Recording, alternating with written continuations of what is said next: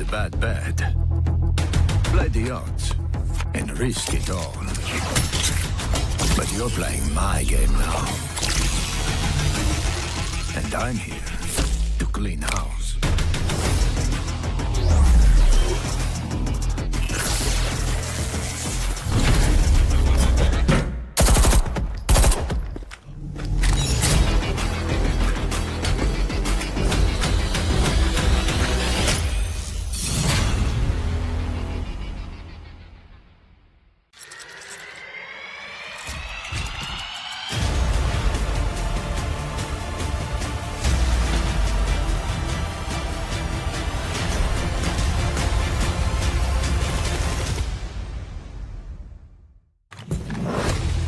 You made a bad bet.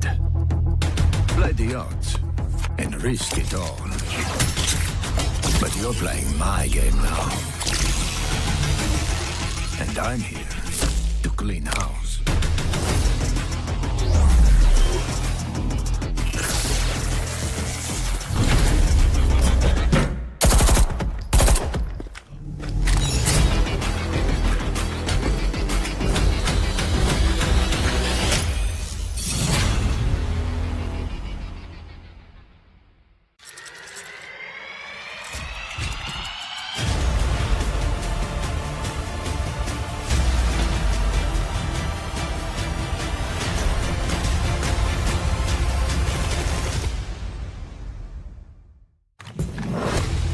You made a bad bet.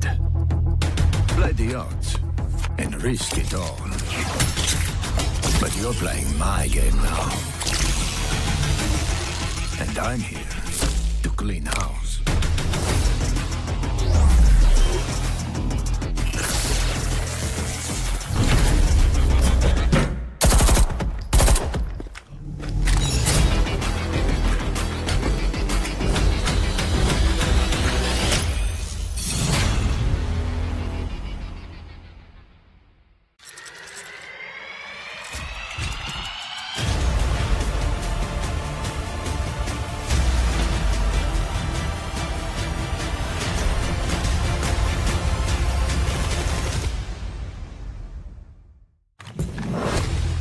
You made a bad bet.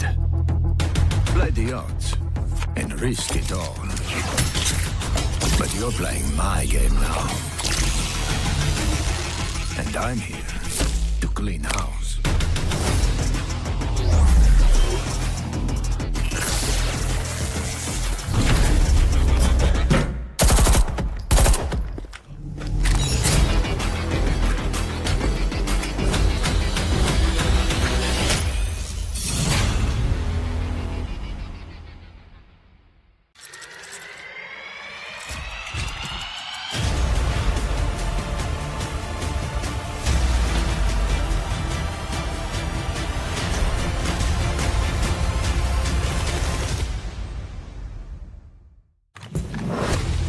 You made a bad bet. Play the odds and risk it all. But you're playing my game now. And I'm here to clean house.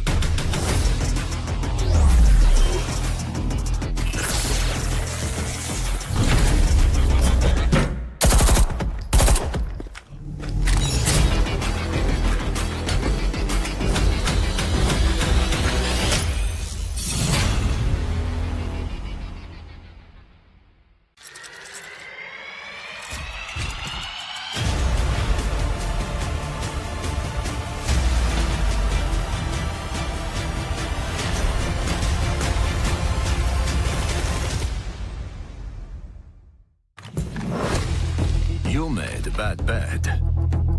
Play the odds and risk it all. But you're playing my game now. And I'm here to clean house.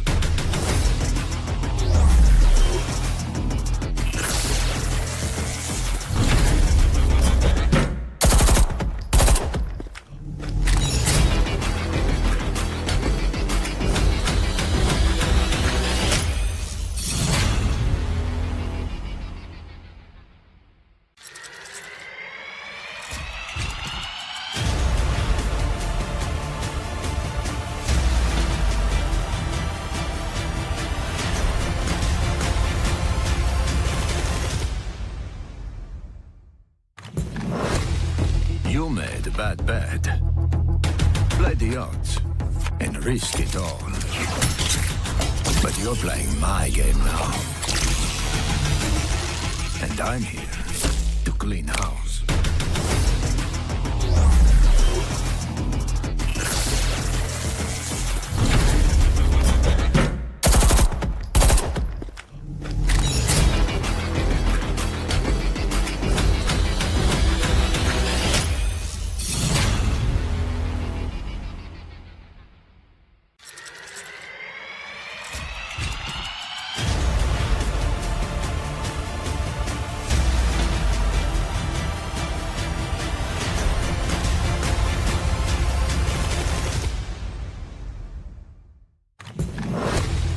You made bad.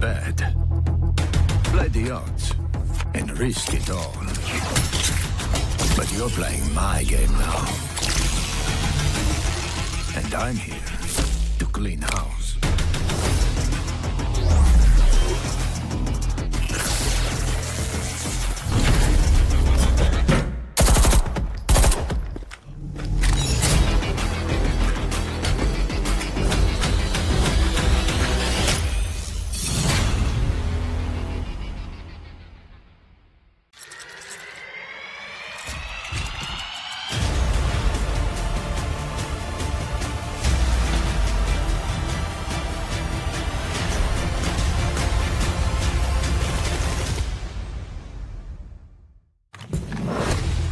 You made bad. Play the odds and risk it all. But you're playing my game now. And I'm here to clean house.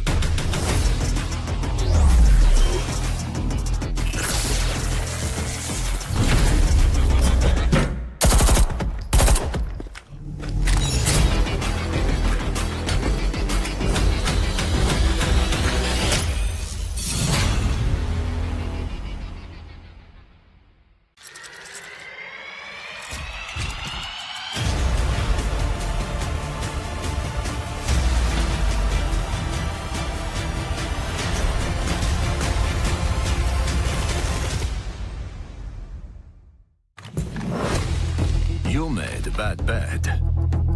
Play the odds and risk it all. But you're playing my game now. And I'm here to clean house.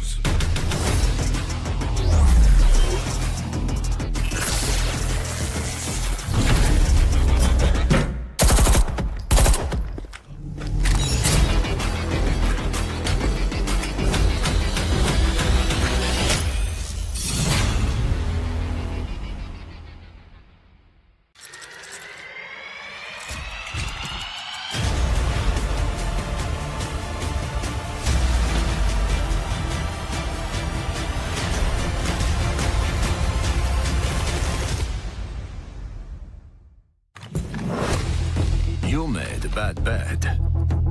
Play the odds and risk it all. But you're playing my game now. And I'm here to clean house. You made bad. Play the odds and risk it all. But you're playing my game now. And I'm here to clean house.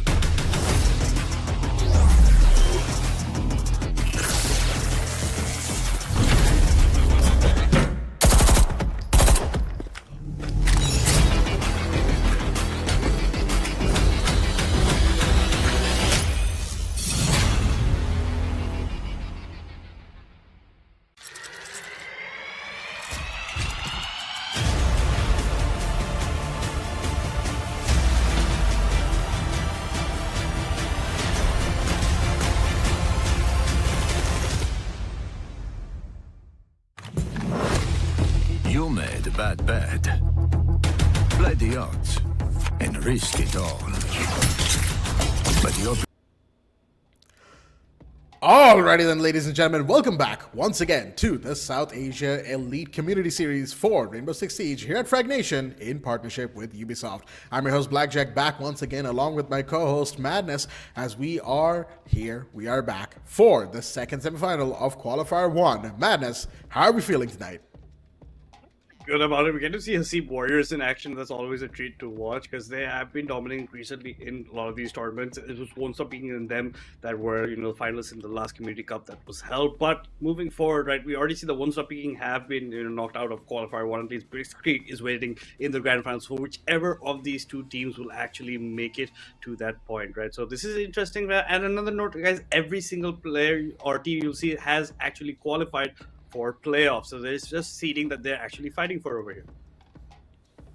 Well, of course, it's not just the seeding, it is, of course, also for the prize pool that is quite sizable in this Elite Series for Rainbow Six Siege X. We'll get into that in just a second, but like you said, all these teams here in the qualifiers in this top four have already gotten the fact that they are placed into playoffs, and they will be going forward from there for the seeding's sake. Now, of course, this is semifinal 2, as mentioned earlier, which means semifinal 1 happened yesterday. And for a recap, for those who might not have seen it, it was a fantastic triple map affair between Won't Stop Peaking and Blitzkrieg. And Blitzkrieg were the ones who ended up taking the win 2-1 after a surprise comeback on map number 2. There was a lot of technical difficulties here and there, but BTZ, they showed us quite the game indeed, and they absolutely deserve to be in that grand final spot. Won't Stop Peaking, they have qualified, of course. We will see them back in the playoffs when we get to it in October, but for now, they will have the time to rest, recharge, and practice,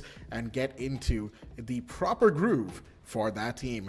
Now, coming forward to today, of course, tonight's match is Hasib Warriors taking on Team UwU, two teams that have been here since the very beginning, with names that have been here since, well, even before 2020. Let's have a look at that prize pool in just a second here, folks, and as we transition to it, of course, it is 3 lakhs INR that these teams are fighting for.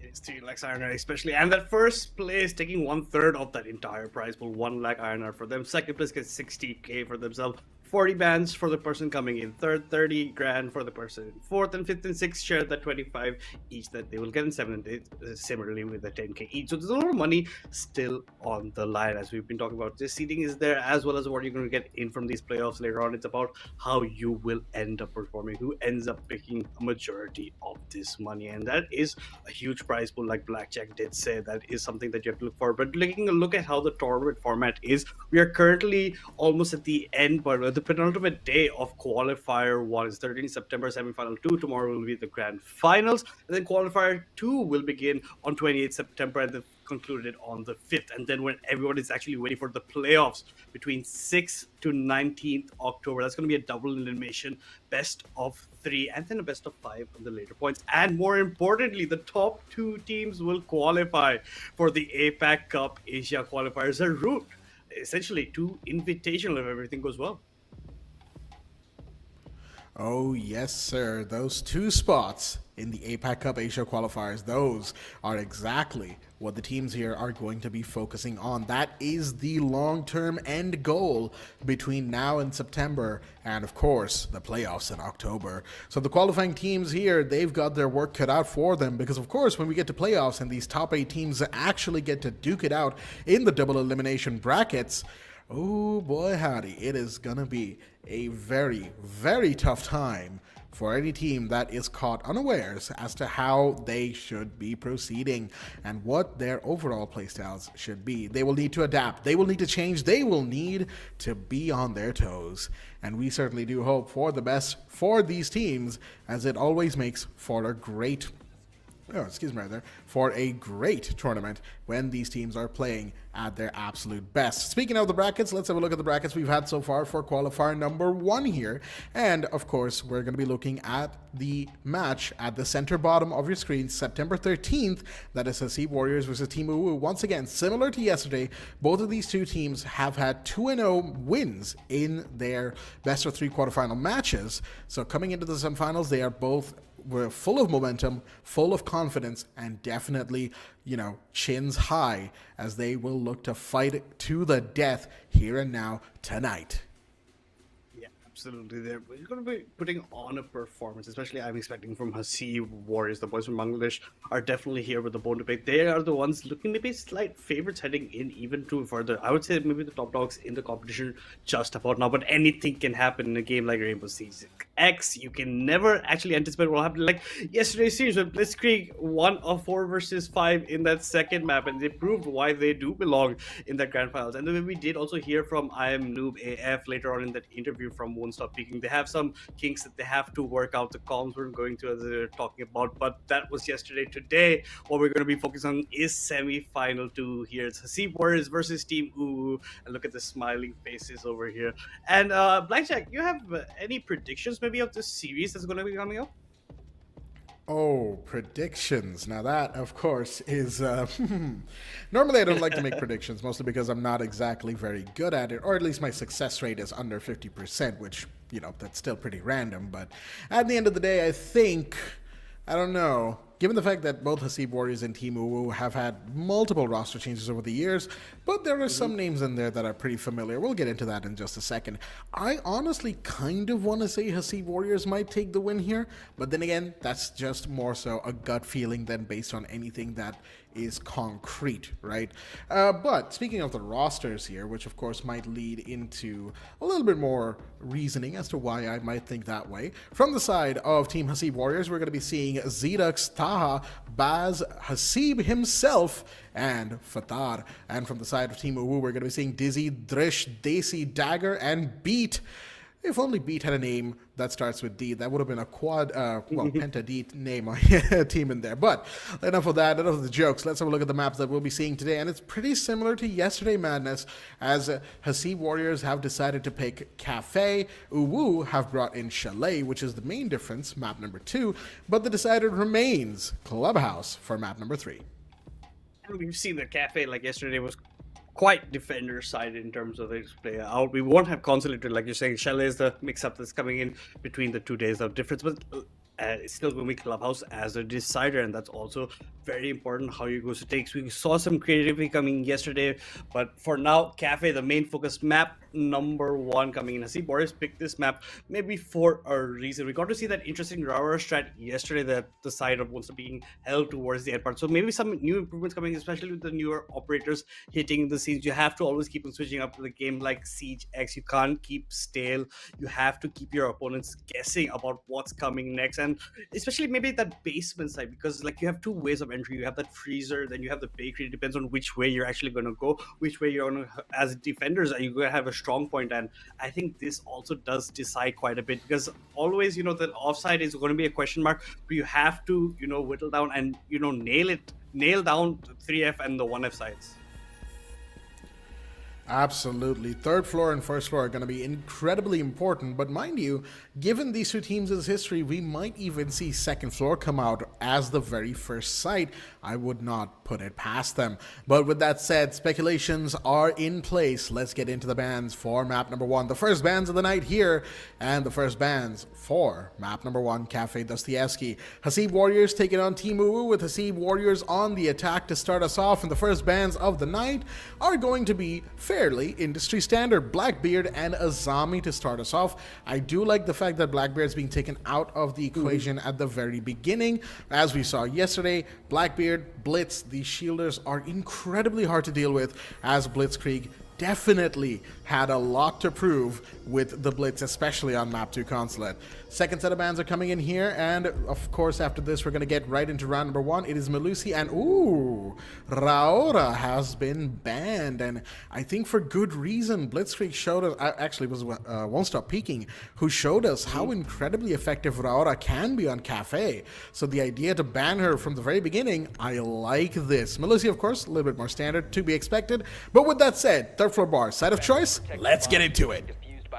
We are heading to, remember guys, this is semi-final 2. This is map number 1 of qualifier 1 over here. And the Mira actually made it past the banning phase, so that's not going to be the tendency. They said it was the Azami and the Melusi. So now you have the Mira for those long angle holes from the side of Freezer, from the side of even down towards Cocktail as well. So let's see how it comes to effect with these Black Mirror shields. We were seeing a Blitzcrank peak from Taha, but it might be switched over to the Capital pretty soon. That's what we were talking about, the shields coming into effect. And at the same time, Desi's picked up the Legion just in case these kind of plays come out. And you have the Tubaro for the slowdowns as well. Not quite sure how well it's going to operate here in 3F, because there's not going to be that much breaching that's going to be done. Essentially, it's just going to be that wall opening up into piano that you have to be looking out for. Other than that, nothing else. Prep phase has now ended. Operators have been locked in for that. A Ying going to be coming out from Baz. So wait, watch out for those flashbangs later on. Watch out for the Ying devices. And with Taha bring the capital, we might even see a quick, fast plant towards maybe the halfway through the round.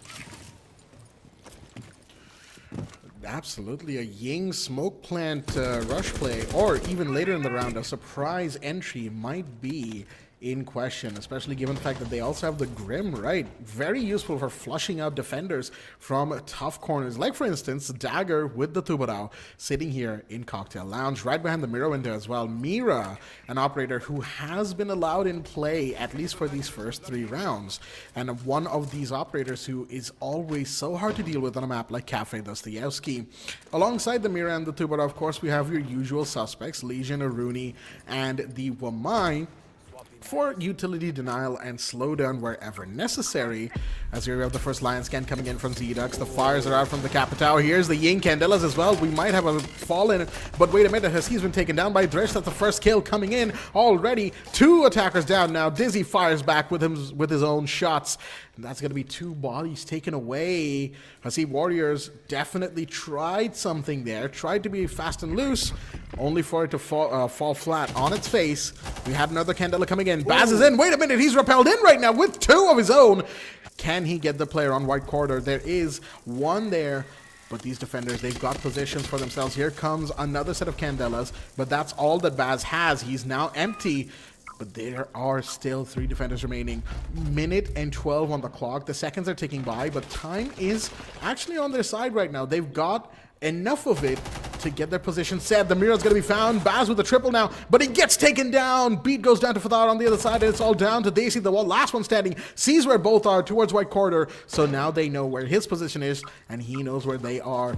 He's going to handle it, or at least go prone right here. He's been spotted. The Lion's going for the plan. Zdux, as we have the mirror window being taken control of. Beautiful shot from Daisy. It's a 1v1 now, but the health is so low on him. Does the Lion know? No, Zdux doesn't know where Daisy is, and Daisy's got a good position right now. Pings are given, but it's a trade! The 1v2, beautifully done, as the Legion will win it out as the defenders take round 1. And if you're going for peaks like that, I would have liked to double peak towards the end, but instead he gave 1v1 fights. Legion takes complete advantage of it. It's a trade at the end of the day, but it's defenders who get the round based on the rule set over that point. A lot of mayhem in the earlier steps. We were just seeing maybe a fast play from the Capitao. You saw the flames coming out as well with Sledge. Hasib coming into the picture. Both get knocked away. Then Ying comes in, takes complete control over the cocktail side, gets 2 quick kills in succession, then tries to get another. But he was anticipating the peak, but was not sure. We even saw a couple of, pre-fire wall bangs trying to maybe catch out the Ying. Couldn't do much. But then it's Daisy who comes up huge for his team, gets the guy who's not planting, and Planter going down on the other side. Planter gets a bit nervous if he's going to get pushed later on, has to get up, goes for the swing past the Mira as well. Unfortunately for him, it's a trade. He ends up going down. That's what they wrote about 3F side, at least for round number 1. UwU gonna be taking that first round advantage against Hasib Warriors. We're heading down to the 1F side, and this is where I expect the blitz of Taha to be coming out. And I do believe we're going to be seeing that. It is locked in. The Blitz, the Ram, the Deimos from Zdux as well. They are in hunt mode because they know that first floor means there's going to be roamers, potentially 3rd floor or 2nd floor. Well, definitely 2nd floor for that matter. And they're going to be going all in. But as we saw for just a second on that Deimos' HUD, only beat the Kaid has been red pinged. And the reason that's important is because the more defenders you red ping and actually reveal as attackers, the more defenders that can be actually tracked by the Deimos' death mark. Now Goyo's been marked, so Dizzy's gonna have to be a little bit nervous if they do know that there is a Deimos in play. Maybe not just yet, but once that first death mark goes out, that's when these defenders are gonna start sweating. But the question is, how long is that going to take? Dokubi Call goes out, and that's going to force a little bit of audio cues here. But looks like these defenders, they're just going to sit still. Boogie Drone used for quick entry on Christmas side. or at least second floor, excuse me, pillar side, and that is going to be that the drones, the entry, a little bit of intel gathering as well, but not a whole lot of roam presence actually, now that I look at it. Yeah, I would have liked to see someone roaming. This is where we saw turtling quite a bit in yesterday's map number 1. Didn't work out for the people who actually ended up going for the turtles. And now the Deimos has targeted Goyo as well. So now they definitely know the Deimos on the mark. Goyo has to be careful. There's no mute jammers he can get away from as well. Look on this side, you're using one Goyo, delaying the entry from the white stairs side from themselves. And you have the thermite. So that's going to be that white wall you want to actually open up. Xerax actually ends up picking up the first kills on the target he was hunting, but he'll take it nonetheless to Barrow at the end of the day. So the opening frag going the way of Hasib Warriors, the man advantage 5 versus 4 right now, and you can see the Blitz. He's actually making his way down from central stairs as well. The Blitz will soon be entering the picture. Chaos should be ensuing. A nade thrown out by the Goyo does connect slightly onto the Blitz. A bit of HP was chunked away, and Goyo's really wanting to fight this right now. Another target has been acquired. It's going to be the Kaid this time, and no, you're going to step into Legion Mines, and this is exactly why you're going to bring this operator. Daisy picks up Baz. On the other hand, while the Legion Mine, Goo Mine was actually being taken away by the Blitz. Now Taha is actually going to be running forward close to the courtroom. He's going to flash the Legion, gets the kill at the same time. Hasib gets the kill onto DZZ. It's a 4 versus 2 right now. Hasib Warriors have every single bit of control that they do really require. Where the fire extinguisher used to create some smoke. Dagger really needs to come up clutch, has to get a pick of himself, try and neutralize some of this man advantage that Hasib Warriors has picked up for themselves. On the other side, Beat actually ends up going down and gets completely finished off. But Xerax going to be claiming up the kill. Dagger in a 1 versus 4. It proves to be too much. Blitz with the long range with the pistol actually claims the kill with the headshot. And this is what was worrying some on that 1F side. This Blitz going huge over here. The Legion Mines not even going to be able to stop him. Here we go. That Legion Mines, of course. But the main thing here is that the Blitz play from Taha, right? That really shifted the dynamic towards the kind of mid-round when he came down those central stairs or brown stairs, whatever you want to call them. And there was only so much that a lone Legion sitting in reception could do, right? Because once you had that drone kind of give away his position, once you had first floor bar cleared out and the Blitz had entry, it was pretty much like set in stone what was going to happen next, right? And after that, the fallen from Hasib Warriors was actually beautiful to see because they coordinated their entry really, really well, all things considered. Zedux on the Deimos getting a double for himself in that moment, in that, final fall in towards sight. And after that, it was just all she wrote for TeamUwU's defense. So we're going back towards Kitchen, actually. Not a change in sight yet. But we do have, once again, the Blitz to worry about. Deimos is back. Dokkaebi is actually going to be switched out for Grim this time around by Baz.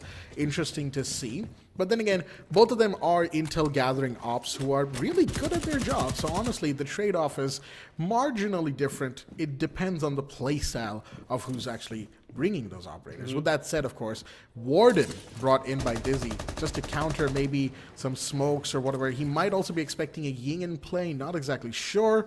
But other than that, most of the defense comp remains the same.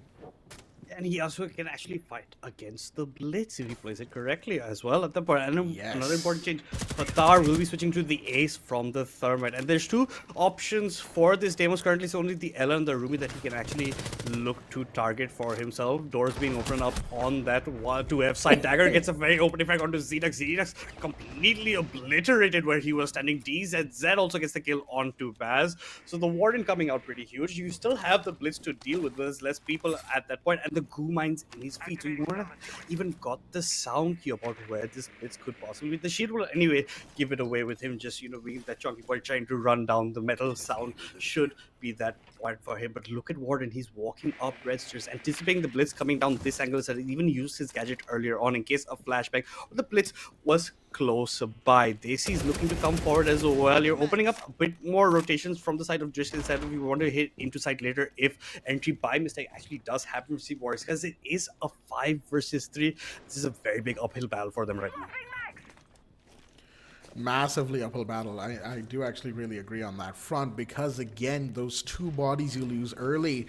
It's never fun to lose bodies early in a competitive round, of course, but most importantly, you've lost your Grim and you've lost your Deimos. Fatar fires back, finally finding Dagger. That's 1 down, and with the Ram going ham on the second floor, well, that's going to be verticality set up.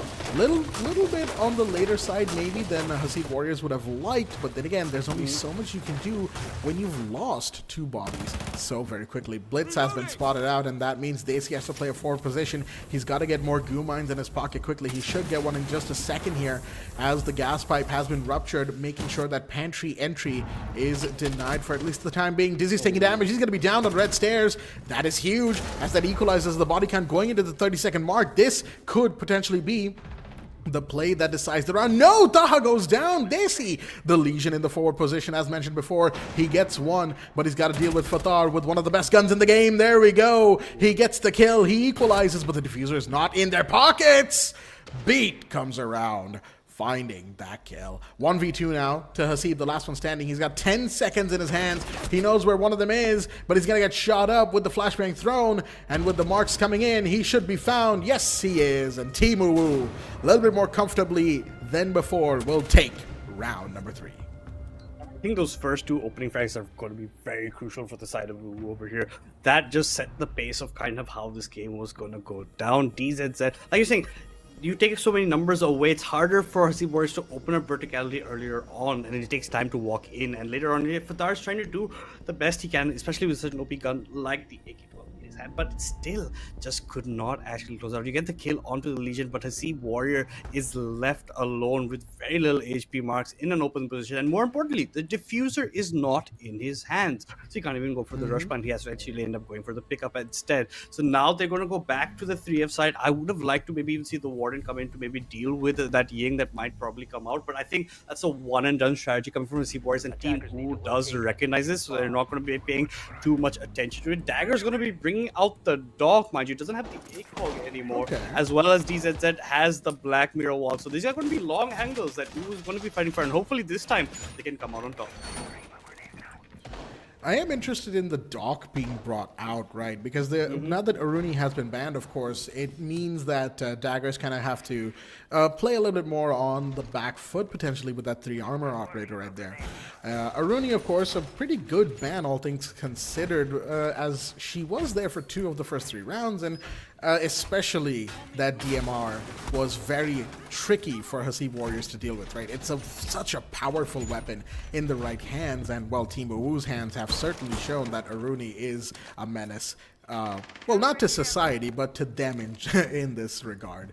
But with all that said, the attacker ban that we did see was Blitz, and yeah, I mean, that's to be expected, right? 3 rounds, 2 of them had Blitz. Once again, Blitz taken off the board, and Taha has just opted to go for the buck instead. Might actually be a little bit playing vertical from down below in second floor.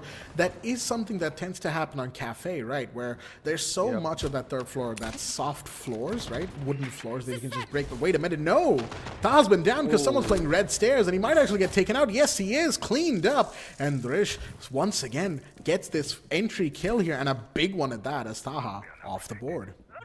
Yeah, like we're talking about the verticality, apparently that's no longer available. He was maybe trying to go to reading room, but unfortunately could not make his way over there. There she's now switched over to the Jaeger, but on the other side, Hasib Warriors, Hasib wants peace. The namesake man himself will be taking the kill onto Drish instead. So the trade comes in, albeit at a later pace, but it's still now making equal numbers in a 4 versus 4. But this will always, I think, favor the defender side because you have more room to clear out, less util to actually go around with. You don't have the verticality open up. Now you have less goo mines to actually throw away because it refreshes over time, but you're still in a very safe spot, and you already still have that roamer on that 2F side if he wants to cause any kind of chaos. The Wamai is going to be looking to protect this Black Mirror as long as possible. Oh my god, look at this. If he actually goes for the run out, he can catch somebody over there, but no, instead it's going to be Xerax dropping down, masking his fall with the bullets, but then he gets spotted out by the alarm sensor. Nice upside down repel, gets the Black Mirror over there. Dagger gets the kill onto Xenox, who had actually entered the building.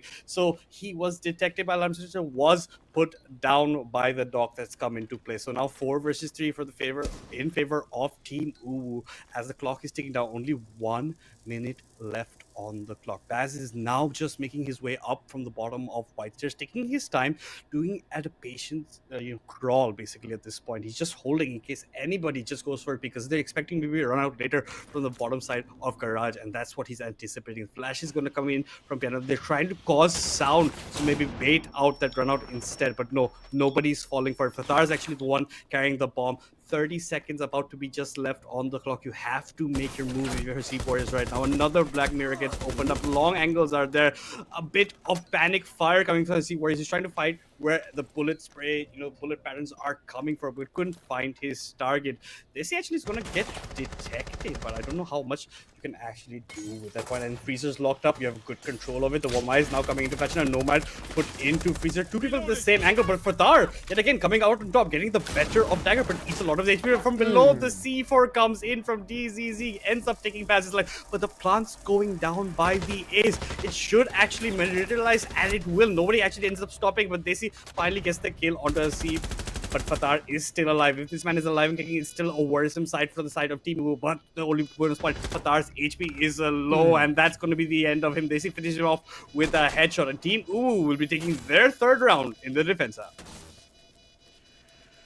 That got a lot closer than I think Team UwU would like to admit, especially with the plant at the end from Fatar, as in those final 15 seconds, Hasib Warriors managed to gain a little bit of ground, but not enough, unfortunately, for them. Team UwU taking their third round now. 3-1 is the scoreline in their favor. Definitely made it, at the very least, equal, even in an ideal situation for Hasib Warriors here, where they can make it 3-3 going into the second half. But will that be possible?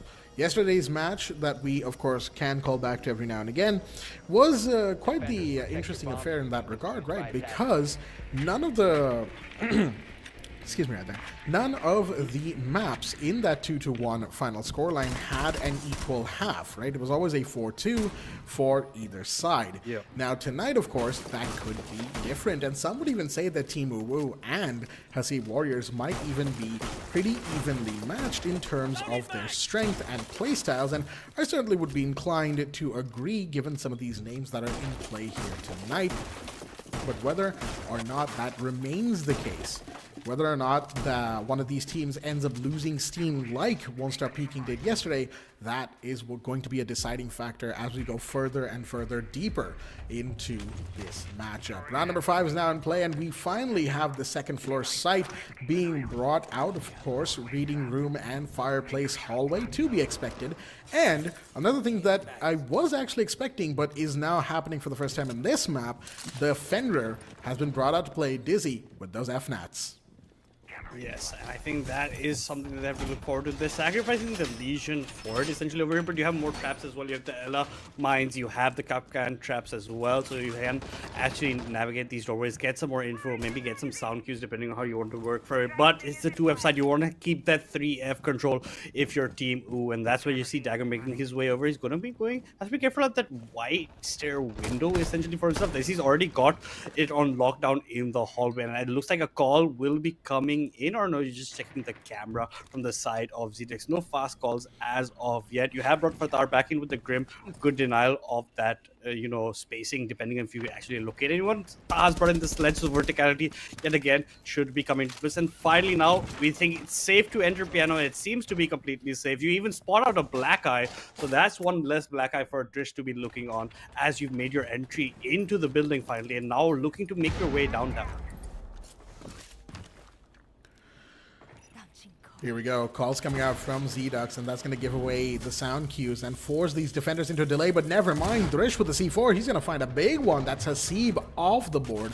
That's Diffuser on the floor as well. Taha falls, trying to get a recovery going, and Beat will get the second kill of the round. The Dokkaebi comes in, taking utilities out. Fatar finds Dizzy on the other side. Shots fired on white stairs. They know where the Ella is, but it doesn't really matter if that kill is not emphasized upon. Baz is taking a little bit of damage on the other side. Has to be careful of his positioning. Daisy does not care about the fact that, the Grim knows where this Ella is. On the other side, wait a minute, Dagger falls as ZDux takes a second kill for these attackers, equalizing the body count. Second call came out from the Dokkaebi, so no more logic bombs remain.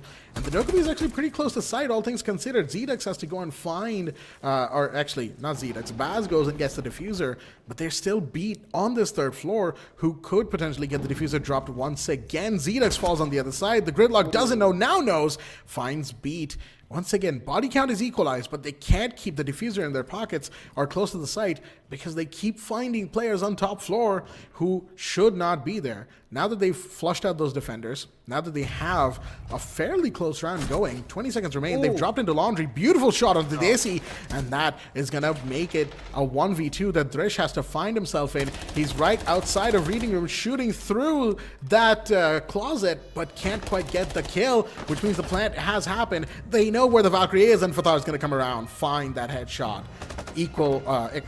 Getting the kill and getting the round for Hasib Warriors here.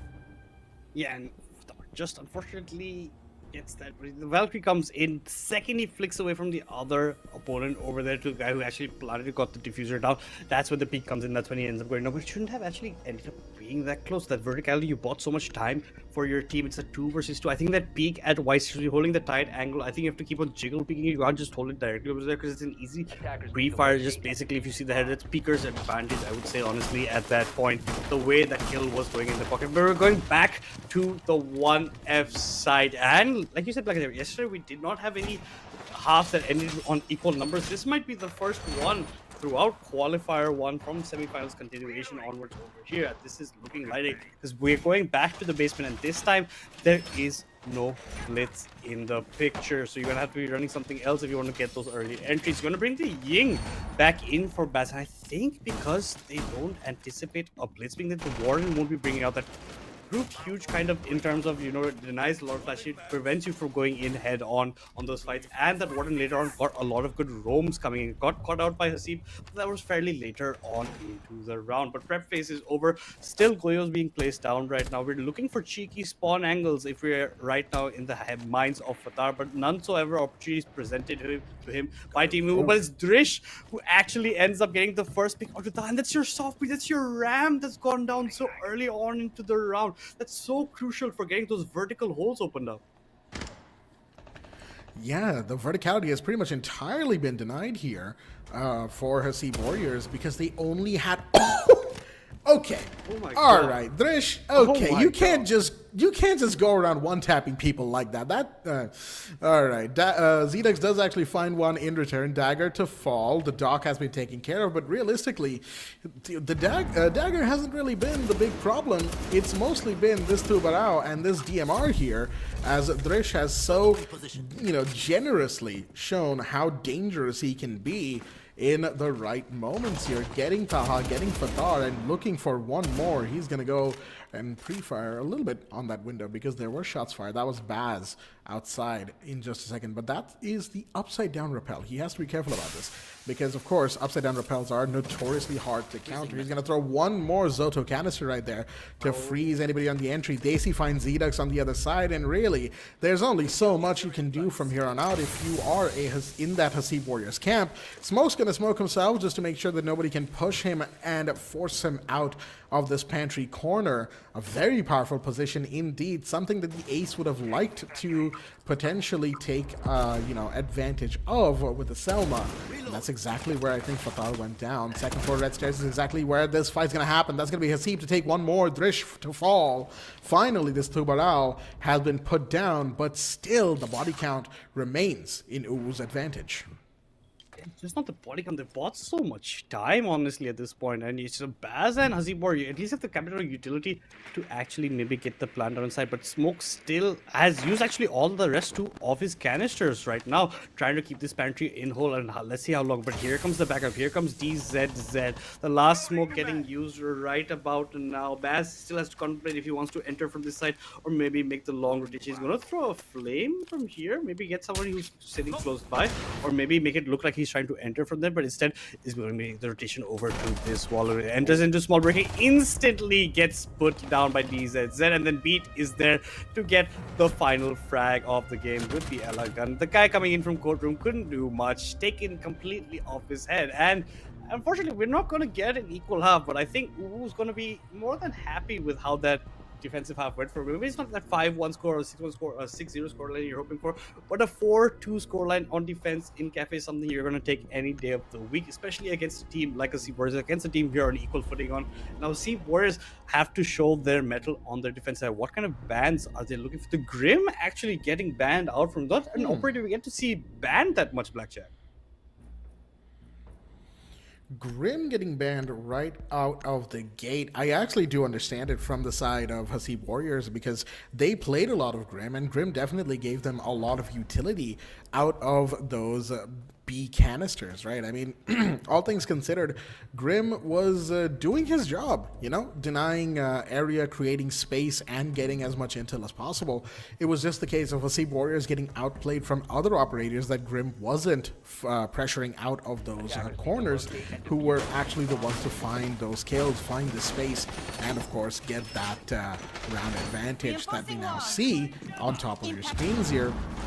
So I understand the ban here from Hasib Warriors. They don't want to have to deal with that because they played the Grim pretty much non-stop in their first half. On the other side, of course, industry standard bans. Once again, you have your Blackbeard, Valkyrie, and Mira, who will be joining Grim on the bench this round. Valkyrie, a very good ban. Honestly, not banned enough, if you ask me sometimes, because again, in the first half, we saw just how useful she can be, right? Drish with the C4 denying plants or getting very good off kills every now and again. Those black eye cameras giving away so much intel that the side of Team UwU were using to, well, pretty much all the advantage in the world. And that's exactly why Valkyrie sometimes should be banned. You just don't want to have to deal with it. You don't want to have to play the IQ round after round, especially given that with the Valkyrie in play, someone like IQ, someone like Dokkaebi becomes almost mandatory to play. And even with Dokkaebi, you have to have a little bit of setup, right? You have to get a kill, make sure it's like a defender who's at an off angle, off site, somewhere safe for Dokkaebi to go and hack the cams, and then you can use those black eye cameras to your advantage. Or you play Brava like Beat is doing here. Yeah, and you can hack those cams, get more advantages. There's not much actually for him to hack. Maybe a Rumi Walls as well as the new jammer. That's about all that he can actually end up hacking at this point. Because if the operators won't actually have any electronic gadgets that you can go for your hacking. But right now, Aurora has come in for UwU. Remember, it was banned technically in the first half by the side of UwU themselves. So they have some game strategies coming in right now that they want to actually materialize. But Taha actually will be ending up getting the first frag onto Daggers, the Ash, who's slowly walking his way into the building. Unfortunately, gets completely put out of his misery over there. We have someone on the skylight, but the peek's not coming in here, playing the angles perfectly from their side. And the skylight angle man has to also be wary of what the angles he can be peeked from. You can hear an EMP charge going down, but the lion charge comes in as well. There are repels on windows multiple sides, but no one has made an entry into the building as of yet. Fatar's just waiting with his double barrel shotgun just around the corner. So is Baz at this window at cocktail balcony. For now, there should be no pressure towards his side. Actually, there is one guy repelled upside down, maybe looking for a peek, but I don't think this man is going to be given that kind of peek. He's just going to be sitting very nicely tucked away out of any harm, and he's been spotted, I think so. So they know exactly where he is. They're trying to get him out of it, but Baz actually ends up getting the pick onto Driz instead. The fights come in. Baz is going to be taking the fight towards Beat, and it looks like Baz came out very good on top because Beat took quite a beating, mind the pun, over there. Taha actually gets the kill onto DZZ. Only 2 members remaining for the attackers for the team. UwU is going to be Beat, who's very low on HP. It's going to be Desi, but Desi himself picks up the kill onto Zedux, who was maybe towards the top side of Wizards. There was a run out from Baz. Maybe low HP thought this is maybe the best kind of play. You make higher reward at that point, but Azami's just going to walk up to the center. Hasib deletes Desi as well. Beat is all that is left for Team UwU. Low on HP, not much he can do. Taha will flicker around, essentially. He was getting kind of hunted down, turns around at the last second, and look at the shot that he hits over. The quick reactions coming in from this man. Quick reactions, quick reflexes, but most importantly, a third round for Hasib Warriors. They've taken themselves up by one more, excuse me right there, one more round and closer to equalizing 4-4 going into round number 8, potentially speaking, of course. First floor kitchen, the side of choice as is to be expected by, right about now. And here's an interesting pick here from Taha. bringing in this Solus, an operator that we don't see a whole lot of after her nerf a few seasons ago. Solus, of course, wonderful for finding attacker intel, attacker gadgets more specifically, pretty much serving as the IQ on defense. Now, what nerf am I talking about when it comes to Solus? Well, she can no longer use her gadget in the prep phase, and while that might not sound like a whole lot, when you imagine that prep phase is the time where these attacker drones are roaming the map, getting themselves into key positions and finding defender intel, and you realize that she can see drones for a fairly large radius around her, right, in her like special glasses mode, pretty much similar to Warden right there. Well, you can see where I'm going with this. If you can deny drones that efficiently, that makes you nearly overpowered. Some might even say completely overpowered in that regard. Exactly. So that nerf alone, made Solus quite less picked than before.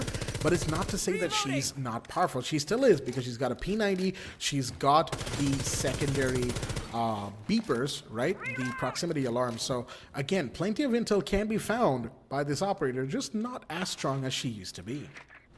I, for one, am happy about that, because she was the monster who was just hunting drones every single prep phase. At least right now, your drones are safe over there. You have to deal with just the normal defenders going targeting. But after prep phase, that's when the Solus will come into it. You see already the guys being used to see if any drone is close by, in case you can see any casualty of any kind. They're taking it on the slower side from the side of Team UwU. They're droning everything very carefully. The Ram finally going to get chucked down into the balcony. There might be a defender looking for a peek, and very aware as DZ said that this peek might come in. Instead, the defender backs down, heads down onto red stairs.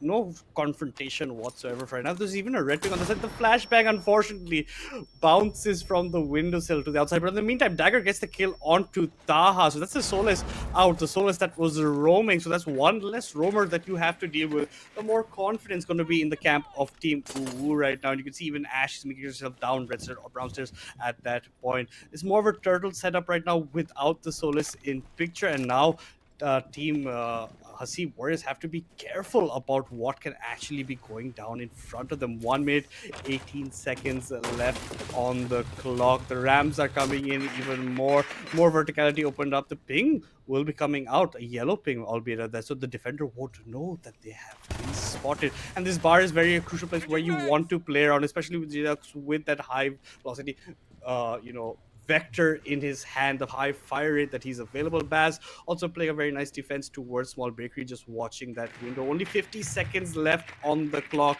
with UwU to deal with the defenses of Hasib Warriors. And oh, this might be a catcher from Zidux. He is careful. They spotted out from the Christmas tree. Zidux will be the one who getting the kill onto this. He equalizing the numbers. Now it's a 4 versus 4. You've opened a verticality, but you have to actually end up going to the side if you want to cause mayhem. And now you can see more exposure. I think the hatch has also opened up. Hasib Warrior will actually get a pick through it. It's going to be Hasib himself getting the pick onto DZ. Then Fatar gets the other strangler who had jumped down. That's going to be Dagger. Quickly, in a blink of an eye, we come from a 4 versus 4 to 4v2 into a 3 versus 2 in favor of Hasib Warriors. Make that a 3 versus 1. Only Drish is left alive. The SMG of the Ivana this time comes into effect, gets down the Melusi, but time is not on his side. He has to rush in, and unfortunately, Zidux will be claiming the kill on the Hibana, not aware that someone is just lurking around the corner. It is what it is in that regard. Team UwU taking entirely too long on that top floor. Especially on that second floor verticality and their final push into sight. There was just too much delay happening. They didn't have either the intel or the room to work with, especially when it comes to Christmas and first floor bar side, right? You want that area cleared out before you start dropping hatch and getting through on the white stairs side of the map. Unfortunately, they could not get that clearance, especially with the Ash getting taken down on brown stairs because of the double peak that we saw between the Goyo and I believe it was the Melusi. Regardless of that, it was just, again, a case of I think if they hadn't lost their Ashe on Brown Stairs, it might have been a completely different round. I think that one kill probably changed the entire course of those last 30 seconds. And, you know, some might say I'm overestimating that one interaction, but you have to realize, we've said this before yesterday, that Brown Stairs first floor bar Christmas area, when you're playing to enter on White Stairs and Freezer Hatch, that part of the map is incredibly important. And that you need to take control of that as an attacker. If that area has defenders lurking in it, well, you're going to get pinched from inside and just the lurkers outside of the site as well. Oh dear me, Drish is going to take a ton of damage because Fatar decided to go for a peek with that secondary shotgun in hand. Oh dear me, the ITA-12S does pack a punch, but Baz is also taking a bit of damage right now on that Pillars hallway door. So he's got to fall back. Legion needs to stay alive. Those goo mines over the course of the round, they get more and more dangerous. And this is where I like this pick, the Thunderbird coming in. And wait a minute, oh my goodness, how much trouble is Fatar giving them on White Stairs here?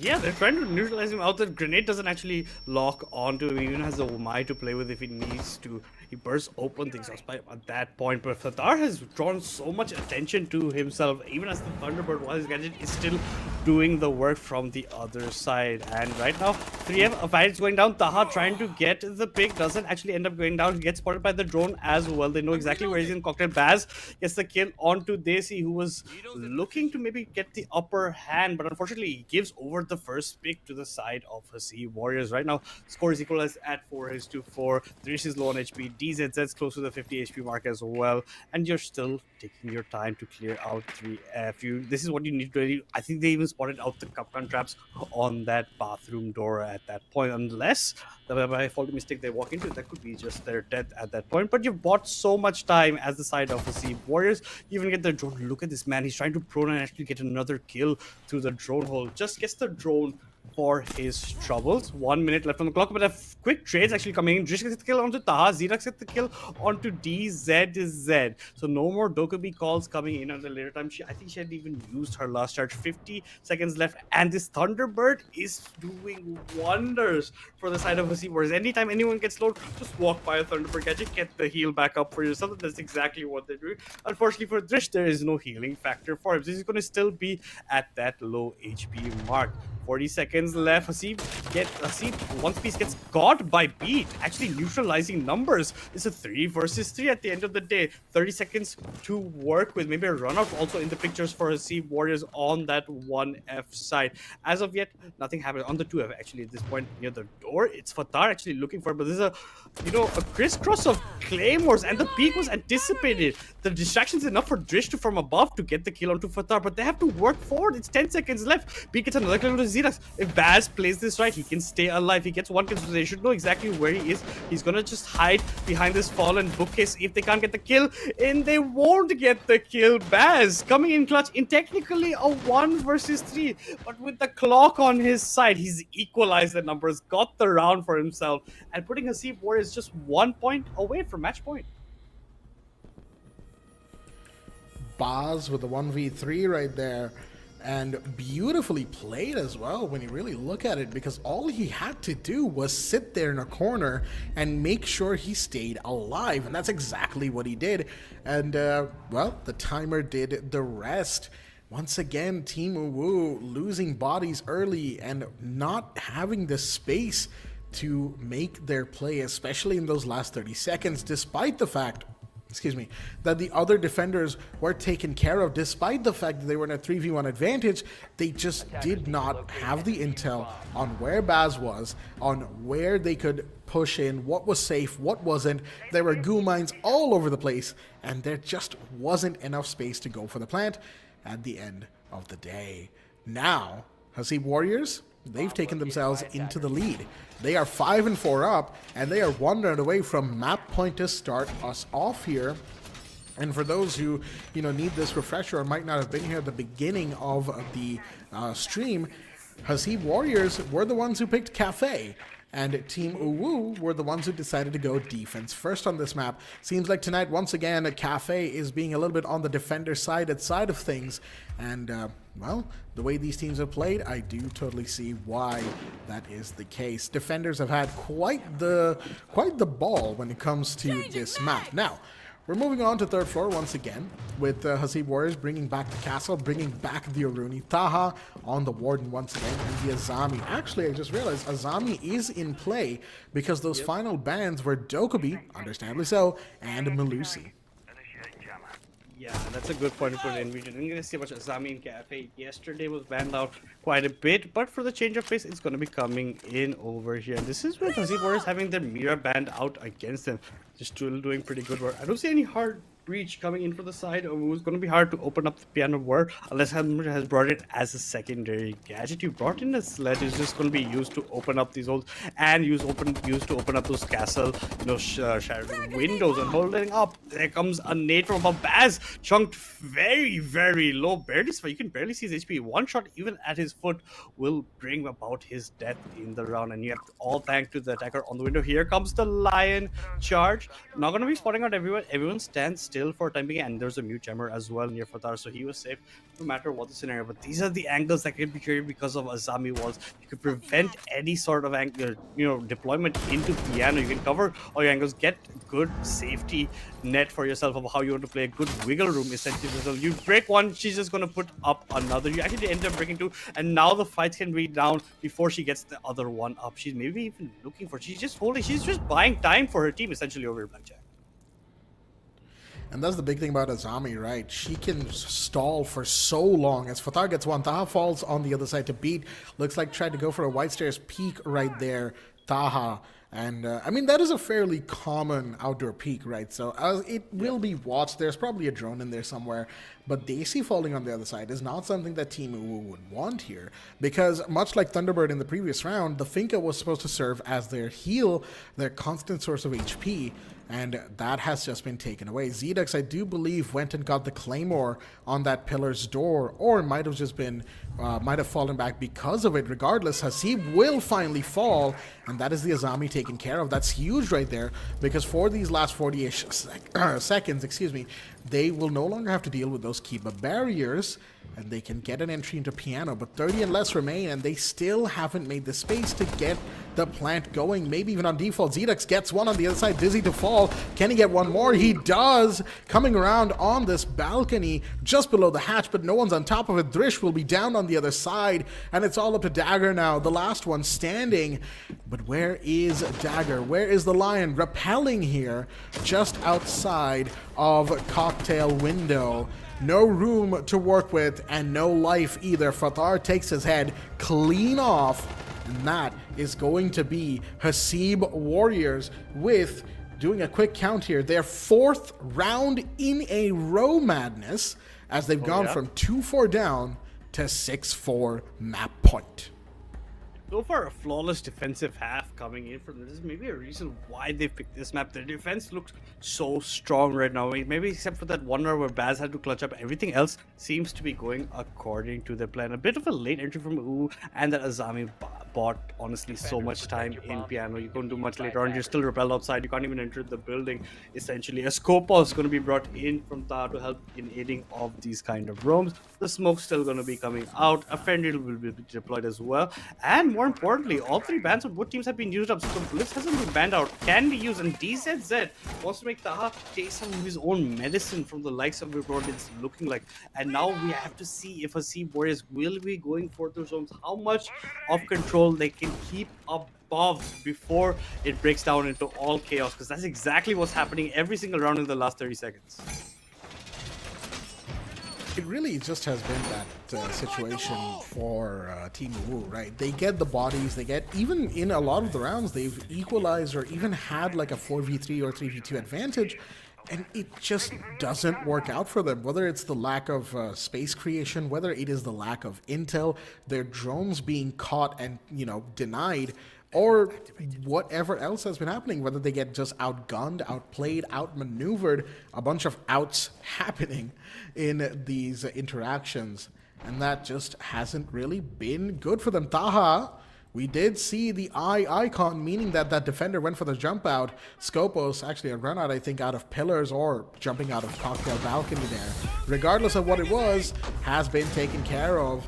That's going to be once again the first body to fall. Taha has been falling pretty quickly for these defenders in this matchup. But wait a minute, the Blitz has been taken care of. That's huge right there. Zedux coming in from White Stairs, finding the Blitz. Dizzy, oh dear me. UwU brought out that Blitz thinking they were going to get something out of it. But Daisy finds Hasib on the other side. There's still fight left in Team UwU. Yeah, they're trying to make the best of their scenario right now. It's still number disadvantage for the side of Hasib Warriors. Upside down repel takes a lot of Fatah's HP. He's trying to pre-fire on the angle, but look who's coming in from near court, near reception. He's trying to walk in as much as possible, and that's going to be the Ash. But on the other side, Xerax gets the kill onto beat. Now numbers have equalized. Fatah's low on HP, has to get a cheeky angle for himself. Could not get the kill. Drish deals with him, but gets knocked down in return. So you have to end up wasting time to pick him up. But Drish is in an open kind of spot, and Desi is trying to find out where Zedux is, because Zedux is the last man standing for Hasib Warriors, and Desi will end up predicting or actually hearing Zedux coming down from main stairs. It might have even been a drone as well, but good game sense to know where to look, gets the pickup, and 1 point away from maybe taking us to an overtime already in map number 4, because even yesterday semifinal 1 Cafe went into the overtime, even with that command leave of 5-1 in one something. So it's only till that overtime they start winning better rounds in the attack half. And like we said time and time again, it's a defense sided half map, and now finally we get to see maybe chunks or chinks in the armor of Hasib Warriors' defense. Cracks in that defensive armor coming in from UwU's attack in that last round. I would like to point out though that pretty much all of the action towards the end of the round still happened on that Bar Christmas part of first floor, right? Which just kind of highlights how important that part of the map is when you're defending first floor. It's almost always going to be the site of chaos, the site of a lot of action, whether in the mid round or the end of the round. And yet again, the space, I keep making this I keep making this assertion that creating space is important. Now, some viewers might think, okay, but what does that really mean? Well, creating space can work in many different ways when it comes to how a round of Rainbow Six Siege goes. Say, for instance, you're playing someone like Grim or Dokkaebi, creating space with those operators means that by, getting the call or getting Grim's Bees in, you force a defender out of a powerful position, and that creates space for you to find that defender and maybe even aggress a kill onto them. On the other side, if you're playing a shieldler like Dizzy is playing the Blitz once again, well, creating space is simple. You be a giant distraction. Well, that's more a Monty thing. And in Blitz's case, you be an aggressive distraction. But Beat's gonna fall on the other side. Hasib with the first kill, and that's a huge one as well. Once again, verticality is going to be denied to a certain extent here. Of course, Daisy and Drish with the Ash and Flores can still do quite a bit of work in that regard, but Flores is going to be spending RCE Reteros to take care of Goyos, to take care of, well, okay, Goyo himself is going to be taken care of by that exact combination of operators I just mentioned. It's going to equalize the body count as well, 4v4. Yeah, he was trying to go for 5. Probably shouldn't have been taking with the man number advantage, and ends up paying it with his life. And this is a 2F side. You can hit it from below, you can hit it from above, but vertically has been neutralized. But Dagger takes the kill onto Fatah. Now you're seeing the opening up below from Taha, maybe for run later or get the attacker's attention towards that garage door essentially. But without Fatah in the picture, it could be problematic, because he was a very big factor, especially on the Thunderbird, creating a lot of pressure at the White Stairs earlier on. But this time he won't be available. He's trying to be looking for those kind of picks again. Now with the Blitz, you spot someone on the top of White Stairs. Baz is still turtled up into sight. You're finally going to have people coming in from the window from Cocktail as well. And look at where Baz is waiting for the beat. But in the meantime, Hasib one piece gets the kill on to Daisy. Numbers have finally been equalized. It's 3 versus 3. 1 minute left on the clock. The Blitz is thinking of jumping now. Baz already got the kill onto Drish. So with that distracted, now the Blitz can actually make the approach into sight, and the person on side has to be careful. Dagger almost got the kill on to Hasib Warrior, but Hasib one piece, but it's not enough. In the meantime, the Blitz actually ends up going down to Baz. So Baz coming out better in the fight versus basically not favorable because he didn't even use the shotgun, he used the SMG. And look at where Baz is lying. Look at the HP bars from Hasib Warriors. Look at the HP bar of Dagger. It's just barely a slither of HP. He has to check so many angles, worried about any kind of flank that could be coming up. But I like what Hasib Warriors are doing. They're doubling down. They're playing around each other. If one goes, you just trade it out. It's just simple, basic math at that point. You can have that long angle.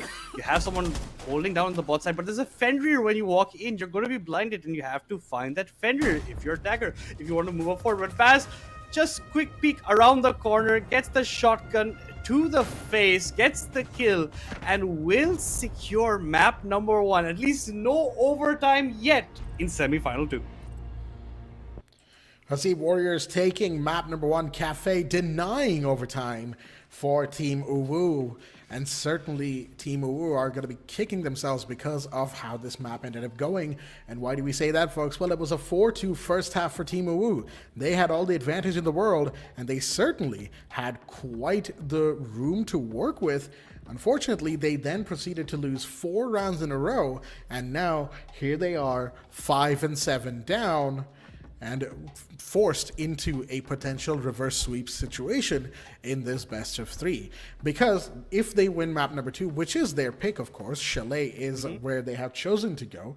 If they win map number 2 Chalet, we will still have to go to map 3, and they will still have to fight their hearts out to get that victory for themselves. Whether or not they're able to, we will of course find out. But I gotta say, map 1, what a showing indeed for the side of Hasib Warriors. For the first half, they looked a little bit helter-skelter, a little bit unsure of themselves, but they got their groove pretty quickly, and once they found that rhythm, well, they were unstoppable. And even also put in point, first half was their attack, right? Both teams' attack wasn't looking that solid. You were waiting a lot on the clock towards the ending part of the rounds. Baz gets that 1v3 that he has no right, honestly, getting at that point, but he played it beautifully at the end of the day. So props to the man for the way he had, got that round for himself. And the side of Hasib Warriors only ended up losing 1 round in defense. Other than that, it was pretty much clear sailing for themselves, right? Because 2 rounds were picked up from the side of Hasib Warriors in the time of their attack. It also looked a bit shaky. There are a pickup coming in later on. Didn't do the dividends that we hoped it could be paying out, but still, these kind of creativity makes sense. But this was, at the end of the day, the map pick of Hasib Warriors, right, going into this. So then Chalet will be coming out next. And Chalet is a map that we have talked about time and time again. It's a map that I think is getting a bit stale in the scene because of the kind of hits that you can be going for, honestly, at this point. Just the bottom side, you can go from behind and front. You can get a bit of creativity coming there, but it's a map that's been played quite a bit, right? I think anybody who has been playing Siege for quite some time is used to it. These are the kind of maps that are not on the newer spectrum, they're on the older spectrum. Even Cafe is also pretty much like that, but you got the rework. Cafe Chalet is still lacking slightly in those kind of environments for themselves currently right now, but it depends on how much you want to actually reach, because we see interesting strategies coming out from Sea Warriors. You get the Grim getting banned out away, right? Like you're talking about important util getting banned, locked away. You get the Valkyrie gets banned out. So these kind of picks that we would kind of assume sometimes should become a bit more meta is now maybe becoming a bit more standard, and hopefully with time being on, it can go better for them. I think maybe the one slight mistake for Sea Warriors is maybe letting through Mira for the side of UwU in that first phase, right? I didn't expect Mira to make his way through, and it did do a lot for the side of Team UwU. Absolutely, yeah, no, that Mira pick was certainly quite hefty for Team UwU, and the fact that she didn't even get banned going into the second bit after ban number 3 for the first half, it definitely helped UwU. I'll give you that much. But I mean, there's only so much you can do when your first half is 4-2, but then you end up not getting any attack rounds all the way until round 11. And that, unfortunately, is, or was, I should say, Team UwU's biggest failing when it comes to how they played map number 1. Their attacks were just simply too uncoordinated. There was a little bit too much chaos happening. Their drones, well, they kept getting denied intel. They kept getting denied their space. And at the end of the day, even with the Grim ban, there are ways to make things work. You can bring in maybe a Monty or a Blitz, which we did see happen towards the very end there, with, I do believe, Dizzy bringing in the blitz for those final 2 rounds. It worked on round 11 Kitchen, which, yes, they certainly needed that, but they needed that to work one more time for an overtime push. And even then, mind you, from what I do know, overtime would have started with Hasib Warriors on the defense. So it wouldn't exactly have been easy to win, even if you did go to overtime, because say they went overtime, right? They still were 2-4 down in the second half. So their momentum was completely chopped, as some would say. And well, after that, it would have been anybody's guess. Overtime, I mean, it is a roll of the dice every single time who will win a round. But all things considered, closing thoughts on Cafe, I will say, once again, Cafe Dostoevsky proves that it is a little bit more defender-sided than maybe we give it credit for, and it is certainly quite the map in this qualifiers, I should say. I keep saying playoffs because I'm used to saying playoffs when we're at the tail end of a tournament, but playoffs is the final phase of this tournament after the 2 qualifiers as discussed previously. So it is what it is. But what is coming up soon? Well, the stat sheet for map number 1. But after that, it will be map number 2, Chalet, as Madness pointed out earlier. And map 2, Chalet, well, Chalet has been played quite a lot as of recently, right?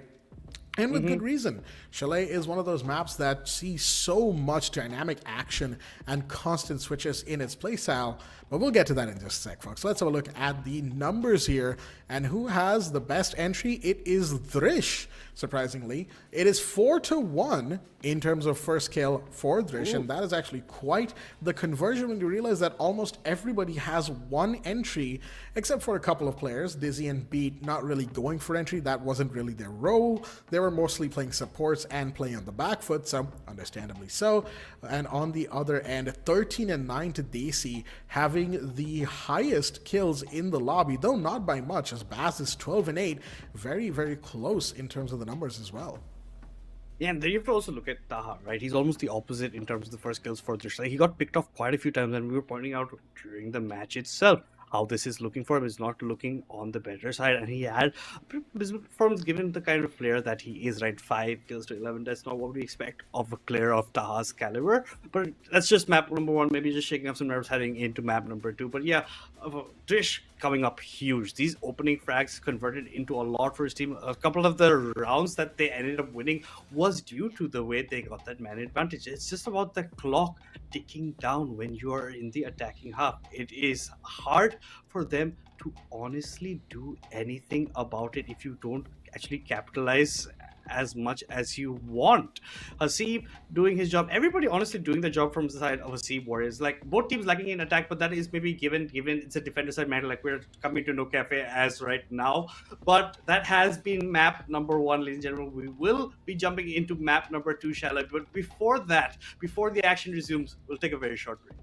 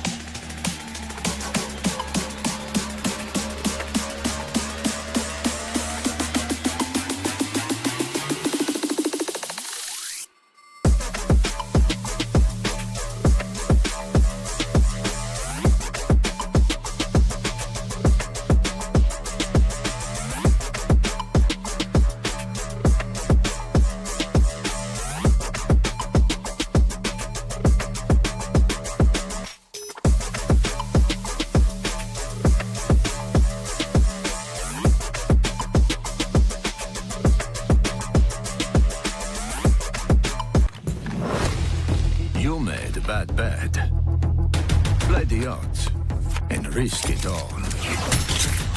But you're playing my game now. And I'm here to clean house.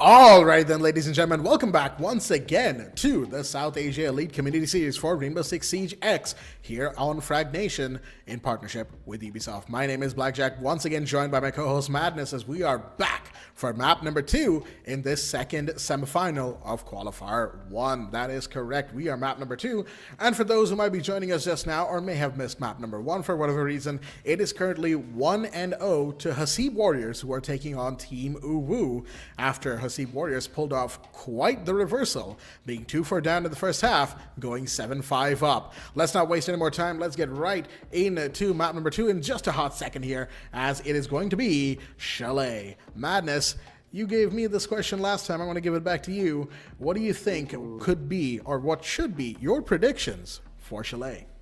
Okay, even before the days I had asked me then also, I would have slightly said Hasib Warriors 2-0.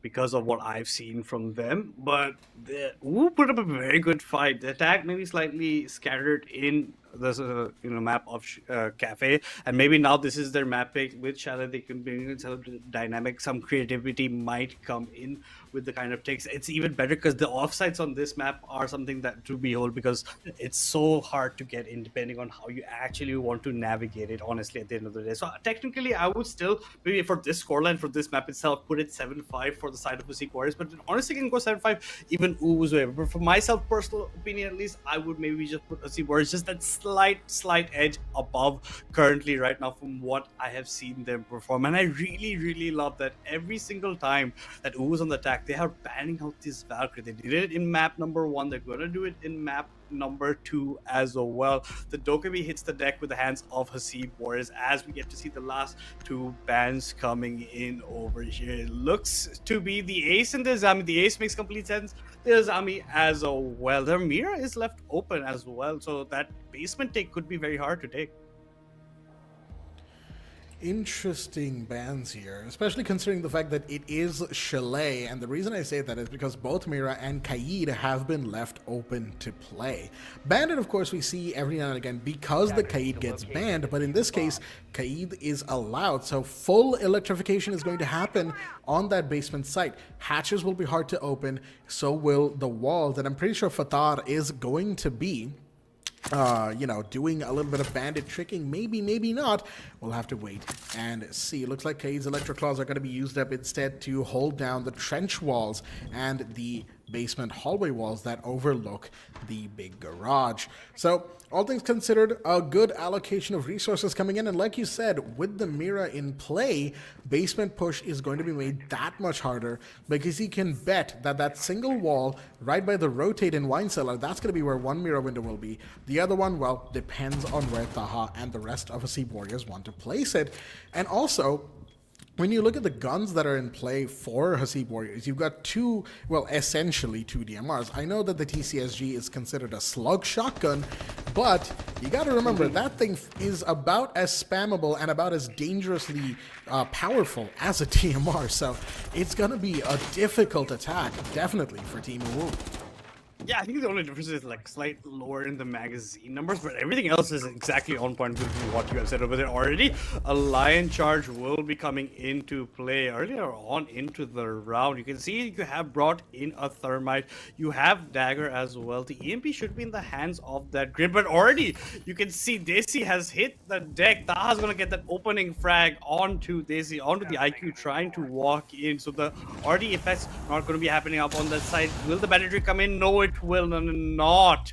The wall has been opened up into Garage as well. Dagger gets the kill onto Zedux, so trades come in. That's going to be the kite going down, and Hasib gets the kill onto Drish. So now 4 versus 2 in for the defenders for Hasib Warriors. And this is an open wall, but there's only 2 members left for you have to maybe get a pick or 2 before you try to head it. I don't see any mirrors right now actually being placed to actually deal with this. Is clear open side. No one's actually giving him maybe any avenues, any peak advantages. He hears the door open up over there. He's too late to react. He's trying to maybe fire back, but the C4 came to say hello. A Kobe coming in on to Dagger's head over there. That just leaves DZZ in a slight but not impossible situation. Almost gets the kill onto that Arumi there, but no, just in time the head gets knocked down below. He's maybe going to think about it. He has a lot of time to work in on this clock over here, maybe give a chance for Team UwU to get their thoughts about what they want to do next round, because this seems like it just will not be going their way just because of simple math right now. He's gonna come back to this same door, and he's not baited Hasib Warriors at all anywhere away from this. There's 3 people just close by. You can see the prone peak is coming in. He's already walked into the hallway, but no, right now Thermite does end up backing away. He won't get caught out. He's looking for maybe a run out just in case, and spam here comes to the window, just barely misses out onto the head of Thermite. Here comes the outside the door warning. Enemy has been detected. He's going to be the mirror playing peekaboo over this barrier over there on the wall, the stone half wall essentially, and he's still just going for these kind of peaks. DZZ just cannot connect the shot in time. He's still going to be hammering away. You've located him in a corner. This is going to be the defense becoming the attackers. They're going to be taking the complete control. They've backed DZZ into a corner. Time is running down. Maybe just get a couple of frags, but Fatar says no to that. With a clean headshot takes DZZ out of this match, and a very good and dominating statement being put in over here from the side of Hasib Warriors in round number 1. What a way to start off map number 2, keeping all that momentum that they gained from the second half of Cafe. And now here in Chalet, they find themselves certainly in a good position, at least to start us off. Early rounds, of course, on any map, you take the time to download your opponent, you take the time to gather that information and that intel, I should say, on how they're playing, what their styles are, and what you can kind of come to expect. Well, from the side of Hasib Warriors, I think UwU can certainly expect a fair amount of aggression on this map, because that's exactly what we saw, right? The Mira didn't even bother to put down her mirrors inside of the site. I believe it was all off-site mirrors that helped the defense get a lot of intel and a lot of space creation, because that's what the Black Mirror is so good at doing, right? When an attacker stares down a Black Mirror, especially in powerful corner positions or on very like heavy thoroughfares, say for instance mezzanine in second floor, or this the wall here in office, that usually if the site is on second floor, you oh dear me, no. That was an accident. That is unfortunate. Zetas can get revived because of the Thunderbird gadget right there, so you know, not all is lost, and he's got more Kona stations to go to so that he can get his health back up to full. So you know, it'll be fine, hopefully, and Zedix just has to be careful about where he decides to go from here.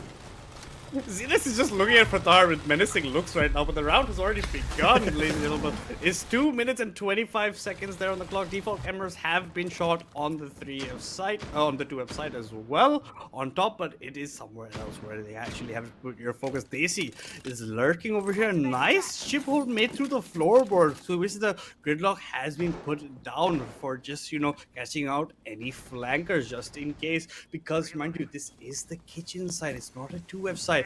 And the 2F part has to be put as a stronghold. You can see breaching actually happening above, and the mirror is coming into effect over here. You're gonna give everyone, and finally Xerox is back to full HP. Thankfully, Thunderbird, but Baz not expecting the repel on the window, but Fatar quick to the mark, gets the trade kill onto Dagger over there, equalizing the numbers. It's now a 4 versus 4 as the round continues over there. The gridlocks are coming in, but they're getting chipped away at as well. And with the Thunderbird available, Taha might even look to get a heal later, but most of the Thunderbirds are on the top of the floor, mind you, and with this nade, now this wall is going to be looked to be breached over here.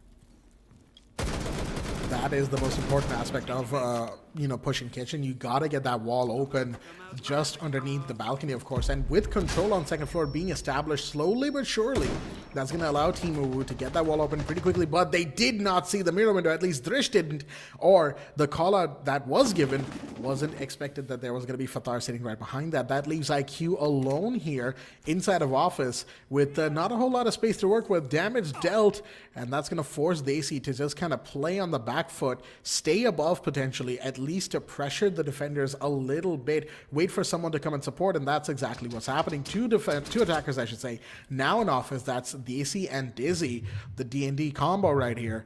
But the question is, can they get that Fatar away from the mirror window? No, they don't see the flank from the Jaeger coming up main stairs. Dizzy falls on the other side to Taha, and it's all aces here. Taha getting another one, and that is going to be all she wrote for the second round of attack here on Chalet.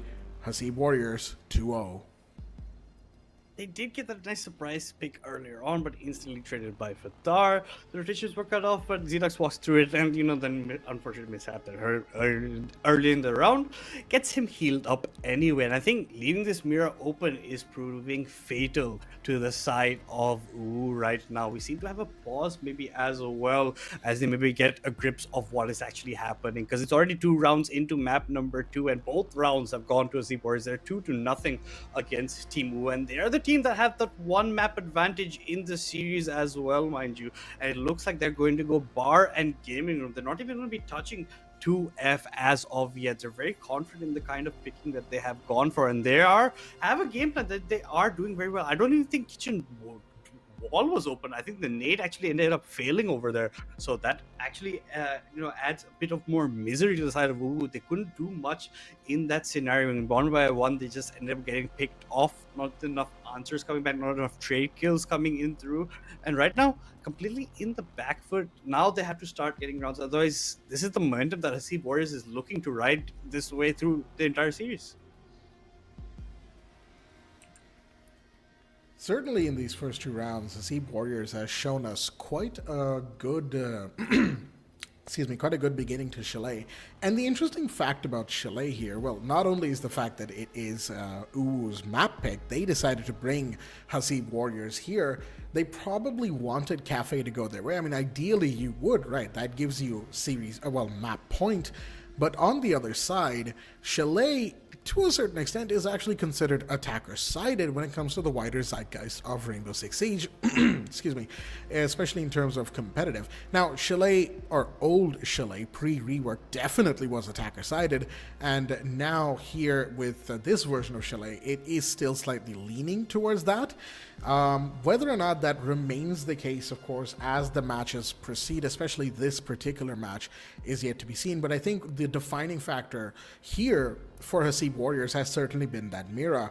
These first 2 rounds, we have seen that Mira be put to incredibly good use, and it's one of those reasons that Mira gets banned constantly when it comes to a lot of the maps, Chalet being one of them, of course. Now, with all that said, Mira isn't exactly the be-all, end-all of this map. There are ways to play around her. There are ways to make the Mira no longer effective. You can bring in a twitch. You can bring in maybe some verticality, depending on if you know where the Mira windows are.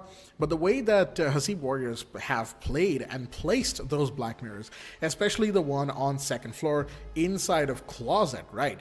That one is really hard to deal with because the site is kitchen. And it is, the black mirror itself is in a spot that you can't really get it out of because there's like a reinforcement on the bathroom wall, there's a reinforcement behind her on the solarium wall, so there's no way for you to like aggress on that black mirror. And so all you can really do is all you can really do is just try and find a way to get into second floor and force the mirror out.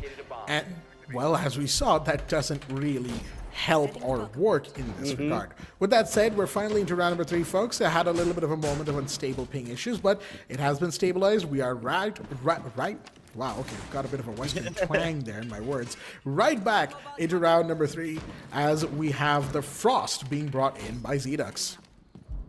Linux will be bringing the Frost, and Fatar yet again will be having the Mira available to him, right? That's been proving to be one of the operators very hard to deal with from the side of Team UwU. And we might even have a Blackbeard switch coming in later on in the stage from that Hibana, and the line gets switch off Thermite. We even have Dagger bringing in the Brava and an Aurora. Aurora apparently on the map as well. So maybe interesting takes can come in. Maybe we will think this is their chance to strike.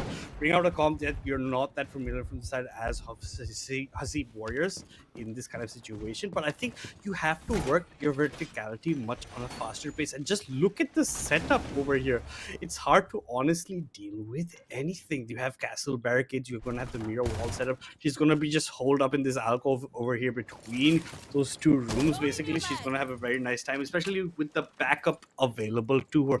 A long angle by Dagger opened up in to the side of library, but there's a Mira waiting for you there. You have to be careful about how you peek. You have to go for a lot of pre-fires and hopefully hope that you end up hitting the head of Fatar. If that does not happen, it's harder to actually enter on that point for yourself because you have an Ashe to deal with. You have maybe a Blackbeard that can walk up to, but Zedux has complete control of library stairs as well with a deployable shield to play behind. But Dagger will be getting the first kill onto Zedux, and Hasib has also been knocked down.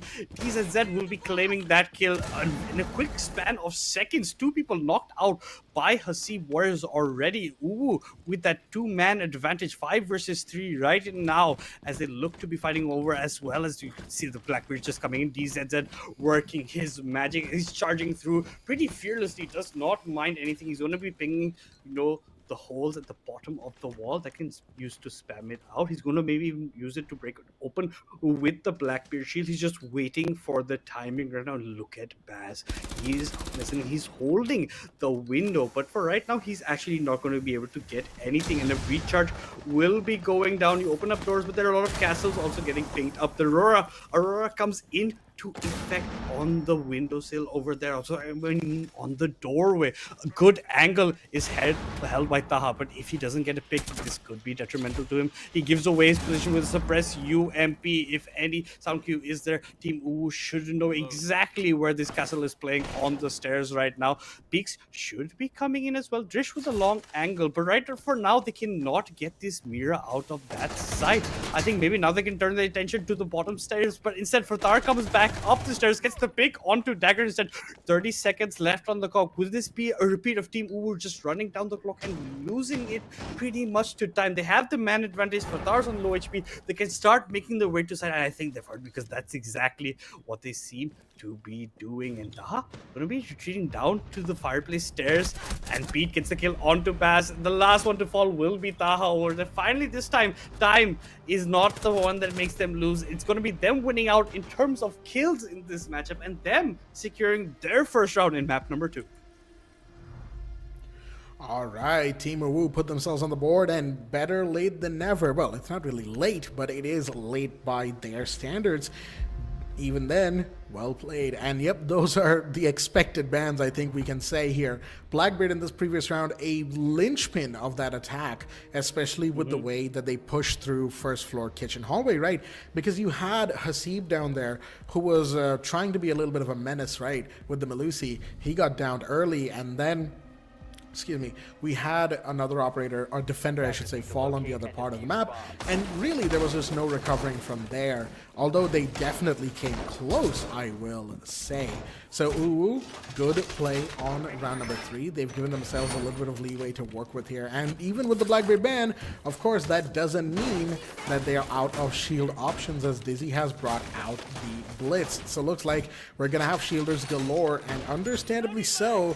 The defense has certainly shown that they will need to be forced out of their power positions, and a shielder in this case has proven to work for them. With all that said, the Brava is still in play, but the Twitch comes in after the Mira has been banned, which is interesting to think about, because normally you would see Twitch be brought in pretty quickly seeing a Mira in play. Twitch is one of Mira's hard counters after all, right? But, it is what it is. Team UwU might have had a reasoning for it that we may get to know later on. For the time being, round number 4 is in play, and the final 3 rounds of the second half, these are going to be very exciting. Absolutely. As we head in, we even have a Deimos in the picture in the hands of Desi. And looks like the Blitz got switched up for the Capita at the end of the day. So no shield right now available to... Ooh, maybe we'll be looking for fasting. And with Desi from the floorboards below, with the Deimos death mark available to him, maybe looking for some picks. But I also like to point out, yeah, that Twitch pickup later on, maybe... We have to ask them about it honestly, because with that mirror in play, I would have expected the Twitch coming out earlier if this is part of their game plan anyway. But look at the hole that has been created on the window over there. Oh my god, does Hasib know someone's close on the right of the window? Now he will. The peak comes in. There was a lot of shots fired, but no damage honestly taken. Instead, Baz actually ends up taking quite a beating on the other side of the map. Hasib is still looking to maybe get the peak. He's been challenging over here, even looking towards the ground floor. And on the bottom side, Desi actually gets knocked down and taken out by Baz. Baz actually, I think, got spammed by Desi earlier on with the death mark. Instead, DZZ will get the counter engagement onto Fatar. It's been neutralized numbers to 4 versus 4. Both DZZ and Baz are low on HP after their exchanges that did take place. But that's a Deimos out of the picture, which is okay. And you still have your Capita available to you. You still have your Hibana recharges. But talking about that, Baz gets knocked down as well. I hope somebody can come up and pick this man. He's trying to crawl his way to safety. In the meantime, Taha is the kill on to DZZ. He gets another one onto Beat, but not before he got another member of his own on that side, because Patar ends up going down as well. It's a 3 versus 2 in favor of the Hasib Warriors. And now you can see Taha walking back up Solarium stairs. Hasib gets another pick onto Drish. All that remains is Dagger and 3 other members, but that is not enough. Zedux will pick up the kill on the Ash. A quick peek onto the window, gets the kill onto the Ash. Ash was holding the corner, but that's the Peeker's advantage coming into play. Hasib Warriors will be notching their 3rd number round in map number 2. I gotta say, I like what I'm seeing from Hasib Warriors here on Chalet. I mean, it makes sense. Once again, this was quite the map that they have played. Well, I say quite the map. This is a map that every team has played quite a bit, especially in the last few years. Right now, of course, a few years ago, around about 05 year 6, we would be saying the same about a certain Oregon, right? But ever since Oregon got removed from competitive play, and understandably so, that map was overpicked to hell and back. Well, Chalet and Clubhouse have kind of taken that spot since, right? We see these two maps in almost every single Siege competitive match. Even Cafe doesn't get played as much as Clubhouse, and certainly Chalet is, I would say, most played right after. Whether or not that is region-specific, of course, is debatable at the end of the day. But the reason I bring all that up is because this is a map pick by Team UwU, right? I've mentioned this before. So they certainly had the confidence to bring Chalet into the conversation. However, they have not been able to back up that confidence here so far. They are 1-3 down instead. If they are hoping for the defense second half to go their way, well, they certainly have their work cut out for them. Ideally now, they go equal half, right? 3-3, going into the second half, and kind of force a reset into the second half. If they're successful in that, there's a very good chance of them actually forcing the map 3 to be played. However, even if it's 2-4 down against them, I will say their chances are going to look pretty slim. Zedux gets his head taken out by DZZ. He was looking for one window, not aware about the other windows. Kind of a cross angle being developed by Team UwU over there. So the first pickings of this round number 5 going to the hands of Team UwU. They still have a lot of work to do if they want to enter up into the side. So we've been quite a bit. Again, we're going to kitchen, right? So the 2F site is a 2F floor is very good to take for yourself if you are the attackers. You want that control. You want the verticality coming in for yourself. And this time, Desi hasn't gone down earlier on. He does still have Deimos. I'm not sure who he can actually target with the death mark, who is actually being red pinged from the side of the Hasib Warriors as of now. We can see some breach charges actually going on. No, for now, nothing as of sort. It's just DZZ opening yet again the same thing, but no, this time he fails with the gridlock. Hopefully the second one will go through, and it does go through to the fireplace stairs below. We've seen him use this strat or this first side hiccup, but now actually ends up going for himself. It is a 4 versus 4 because while I was talking about the beat actually got taken out as well. So in this scenario, you don't have your first anyway open. You have the upside down red dagger, but he comes out on top, gets another as well. First gets Hasib, now will be picking up onto Fatar. That's a 2-0 going in for Dagger's favor. So he's going to be very happy about that. All that is left is Baz and Taha alone. The MP7 brothers on site. Let's see how well they can do. Finally, the breach will be opening up as well. You're still sitting on the 2F side. DZZ will make short work of Baz. All that's left is Taha. And he's very questionable about where he should be positioning, honestly, for himself. All the attackers are above. They have 40 seconds to work on the clock. But I think they will now start be making their way back into side, as well as Deimos is there close by. DZZ finally gets the last pick up onto the. I think he was already getting marked by the death mark. Anyway, not many places he could go. And now we see some life getting breathed back into Team UwU. One step closer to equalizing, at least for the closing of the half. I think there was certainly a case to be made for Hasib Warriors being a little too overeager in the previous round, especially on that bedroom big window peak, right? You don't usually have two players peeking that. The Kaid from down below, I do understand. That's a powerful angle to use against someone going on the upside down rappel. And yeah, to a certain extent, I understand it. But at the same time, after the Kaid fell, or even with the Kaid contesting it, I don't see why the other defender also decided to contest the same window, because an upside down rappel is always going to be an inherently powerful position, right? The actual like window of error to find the attacker's head is very, very slim because of just how kind of the physics of rappelling work in Rainbow Six and how much sightline is actually exposed to you versus how much you think it's exposed to you. There's always that little bit of dissonance there that I think got Hasib Warriors as defenders caught a little bit unawares in that last round. Those two bodies dropping really did switch the round, the flow of the round, I should say. And UwU took full advantage of it. Good on them for doing so. Now, with that said, it is still 3-2. Hasib Warriors are still in the round lead, but they are losing that momentum that they had built up in the first 4 rounds, especially with losing the 5th right here and now. But now, interestingly enough, Zedex has decided to go lone wolf and has brought out the Vigil, pretty much an anti-intel operator. Run out from Taha, very ill-advised. Even if there wasn't a Claymore right there, there was a drone watching that window, and that drone might have been thrown as a distraction as well. So regardless, he was going to get taken out. And with that said, the breach has been taken care of as well.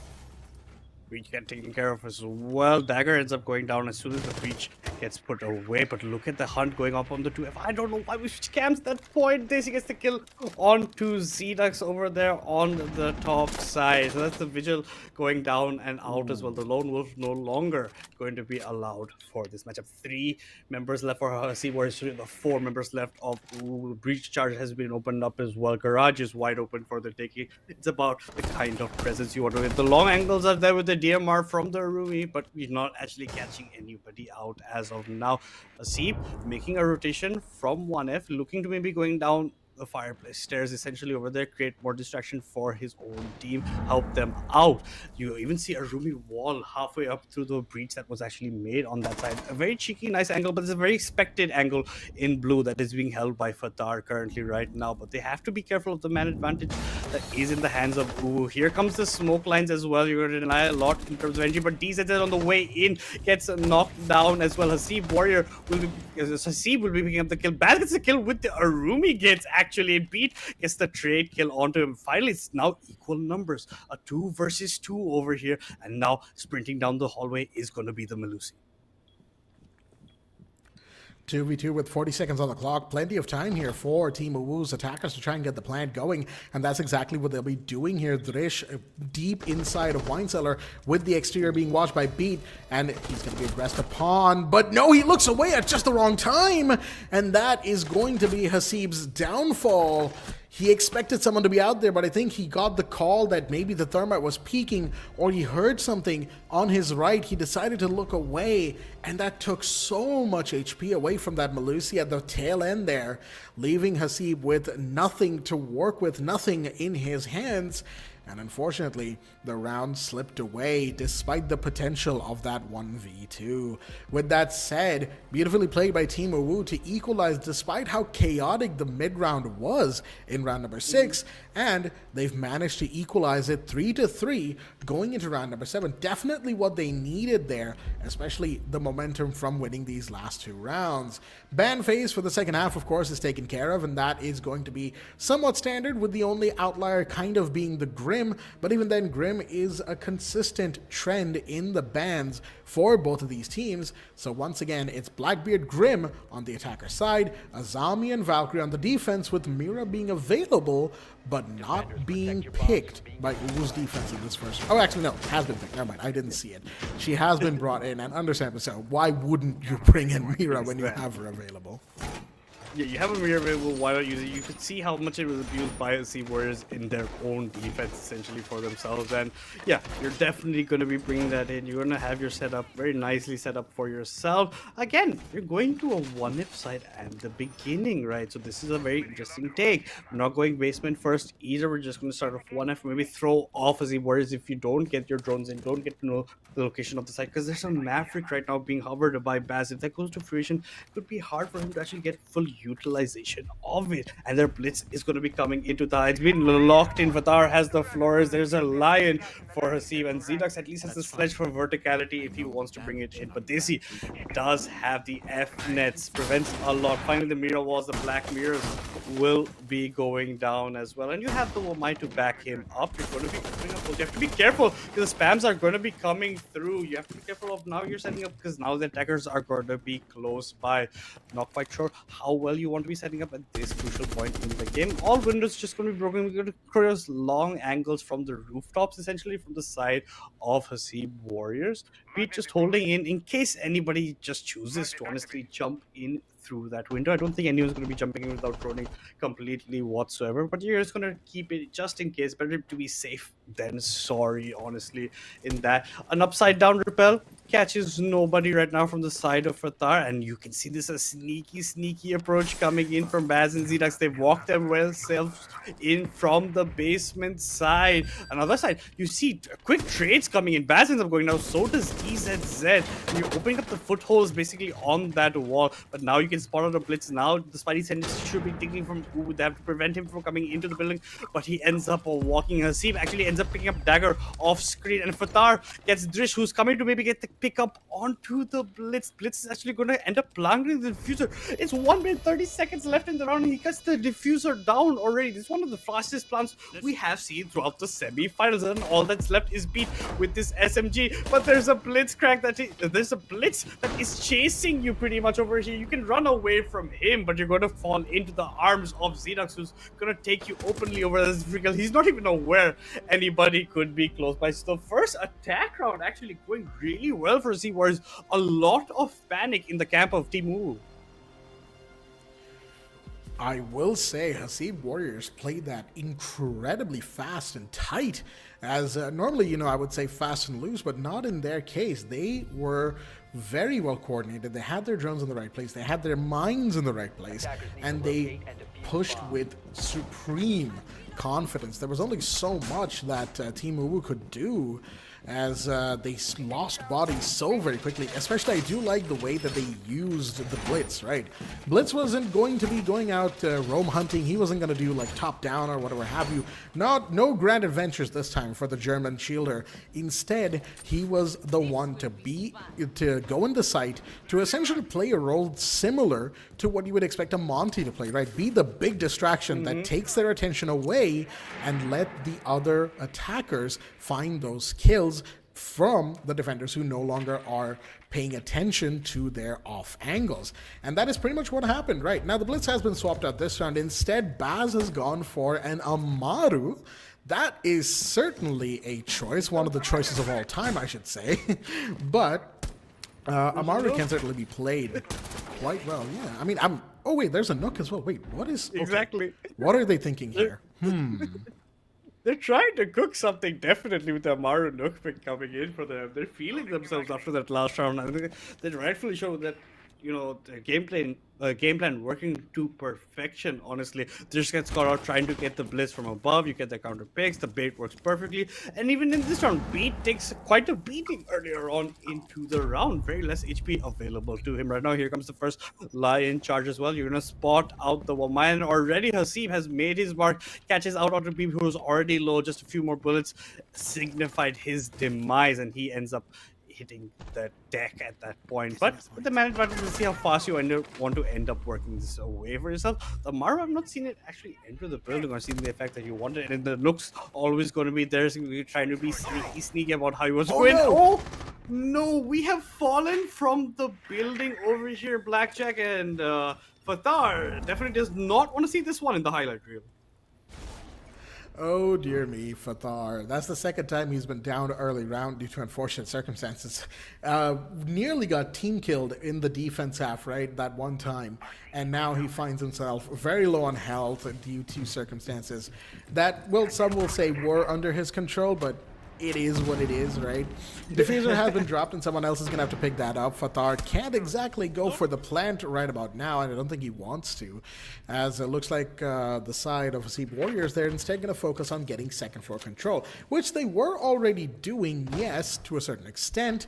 However, it slowed down tremendously after that first kill onto Beat. Here comes another Lion scan, and that's going to be Dizzy's position given away. Zetas finds one, but only to get traded by Dizzy in that moment. The Wamai on blue stairs certainly doing a lot of good work, but he doesn't know. The Flores comes around, gets one, gets traded immediately by Daisy, who's still on second floor. They still haven't fully cleared this out, and Dagger is holding sight on the other side. 2v3 in this situation for the defenders. UwU has some time to reconsolidate this, but the Ellis position is known, and you can see Hasib just more than content with holding down the angle. There we go. He was quiet, he was patient, and it worked out for him. 1v3 now to Dagger, the last one standing. His position in pantry given away, and now they know where he is. They know which angles to be careful of. Shots fired. He's about a little over half health right now. The drone now has his position, and he's going to get aggressed upon. 10 seconds and less. Baz wants to go for the plant. C4 is out. Will not find much of anything, and there we go. Baz going for the plant, understandably so, trying to extend the timer. Here comes the grenade to force the warden out of the pantry area. He's now in wide open, and there we go. It's high noon, fellas, as the revolver comes out, and Hasib puts him down, or I should say the Lion puts him down. Lion does put him down. A good work around this map of how they wanted to play it out. Honestly, at the point I thought maybe Fatar's fatal fall would be their fatal mistake in this round, but just in time, Hasib actually coming in clutch for his team on the top side, on the 2F, right, catching out the Ella, being a bit calm, masking his presence over. Ella just not anticipating anyone just around the corner, walks in to the inside to the crosses of the quick headshot, fails him off, and in the end with the grenade you flush out Warden as well. You get the pick onto him. It was a nice pre-fire across the wall. At the end, use the revolver to finish the job. I think we might even have a slight re-host coming in over here, because two players seem to have left the lobby. Not quite sure about that. It seems that we might just be having the re-host. Yes, everyone seems to be leaving Society. They don't want to have the same kind of mistake that was done early on in yesterday's semi-final, right, where we took some time and then we went back for the reroll. But Hasib Warriors riding this momentum right now as they head into this 9th round, right? They have a good lead on it. There are one map point already secured for themselves. They end up winning this, and it's going to be the series for them heading into face against Blitzkrieg into Mars. But Team UwU are still trying to fight back. Unfortunately for them, these early pickups are not the way you want to be playing out the round, essentially, right? You're giving a lot of room for the attackers to come in. You're giving a lot of space up without taking that much fight. And when you're taking the fights, you're unfortunately losing a lot of your gunfights. So they have to start working on these things. Maybe try and pick up on some tendencies that Hasib Warriors might try to actually go for, and maybe find those kind of avenues to try and punish them. Yeah, I think it's just a case of Hasib Warriors, the attackers, being really good at just kind of crawling all over the map, right? They are all over the place. You can't really find one group of them and pin them down, as they have had the room to work with. Especially, I do like the way the Nook played in that last round. always in an off angle, always in an unexpected spot, being that nuisance, that distraction that we saw. But with that said, folks, we'll be back in just a moment. We're going to talk about this more in just a hot second here while we get the players back in. Until then, stay tuned.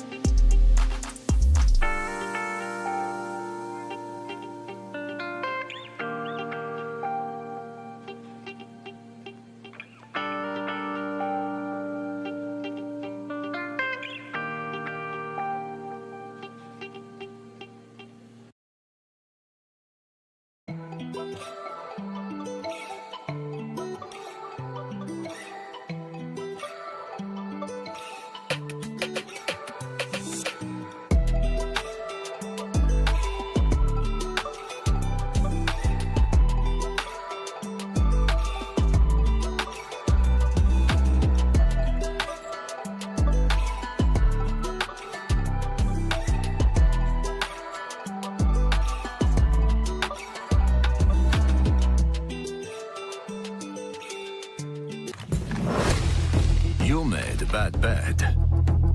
Play the odds and risk it all. But you're playing my game now. And I'm here to clean house.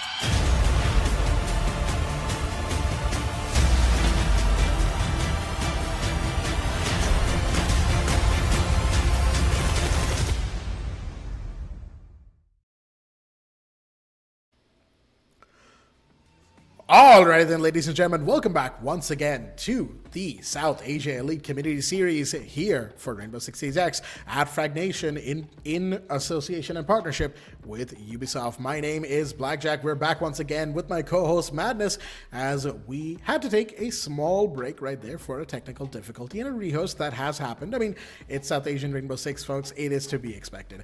The rehost has been taken care of and we'll be getting right back into it. It is map number 2, Chalet, with Hasib Warriors taking on Team UwU. And Hasib Warriors, last we checked in on them, were 5-3 up going into round number 9. It's round number 9 again, Madness, where we had the rehost just like yesterday in map number 2. So maybe round number 9 is cursed, depends on how you look at it. If it happens to get in grand finals, we will definitely be calling it the round 9 curse. But with that said, 5-3 up, let's get into it. Let's get into it. Indeed, the rehost will be coming through, so you have to keep in mind what the bans were at that point, and we would like to see, after this we're going to get to see the third ban pretty much coming out from both these teams. But for now, we're going for the standard Thatcher and Thermite, so they're anticipating it's going to be that basement hit. They've even bring in a Glass and a Blackbeard. I like the operator selection, and a Blitz as well. This looks like a full-on ham entry. 2 shields plus the standard entry breaching, plus you have the Glass with the smokes as well. I think this is going to be a hard time as well. I think we have to think about what the kind of bans are going to be. I think maybe Rio's coming through. I think the Blackbeard was banned out. If not, if remember correctly, yes. So if he was banned out, this cannot actually go through. So we're going to actually have to rethink the position. I think we're already leaving. So another Rios seems to be on the clock over here, Mr. Blackjack. And like you pointed out, it's not South Asian League of Legends without a bit of these Rios shenanigans coming through. This is the R6 that we know. We've come to love it. Like, the love-hate relationship that we have to just end up dealing with. But that's just the kind of scenario it is. But we will be jumping shortly into the action, guys. Don't go anywhere, or we take a short break while we sort out the issues.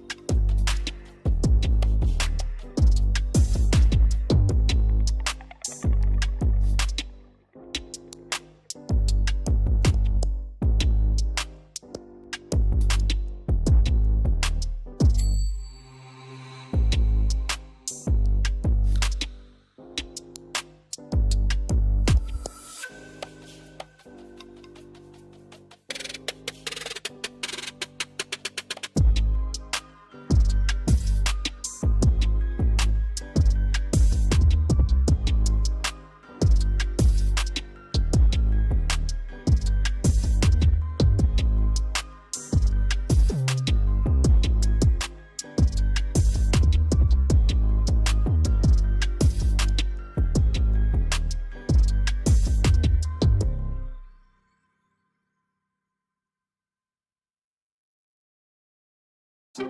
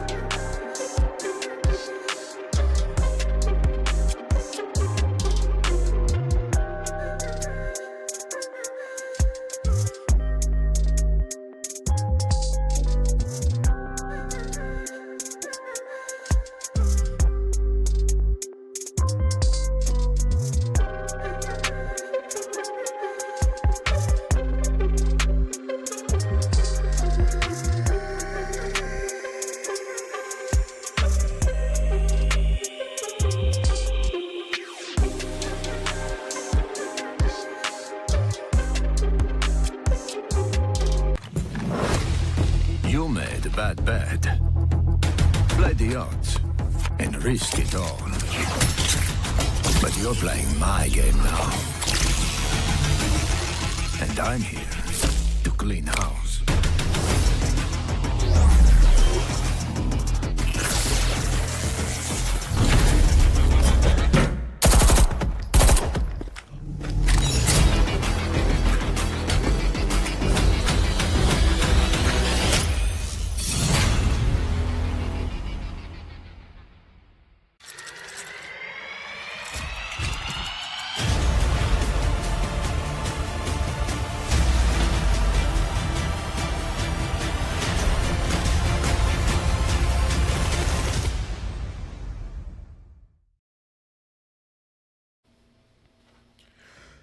Alrighty then, ladies and gentlemen, welcome back once again to the South Asia Elite Community Series for Rainbow Six Siege X here on Fragnation in partnership with Ubisoft. We're your hosts, Blackjack and Madness, back once again after a little bit of technical difficulty relating to bans in the lobby, and you know how it is. It's South Asian Rainbow Six. We've been down this road before.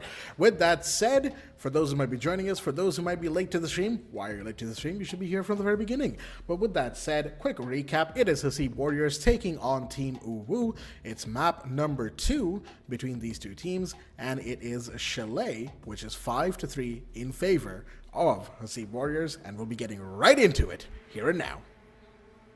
We will definitely be in. I think the second video was because the bans did not just manifest in front of us, but now you do get to see exactly what was banned out. If it's just a reminder for people who are not there before, the Valkyrie Azami not available, the Blackbeard and the Grim also not available, and it seems we're going to be going down the same route from the side of the Sea Warriors.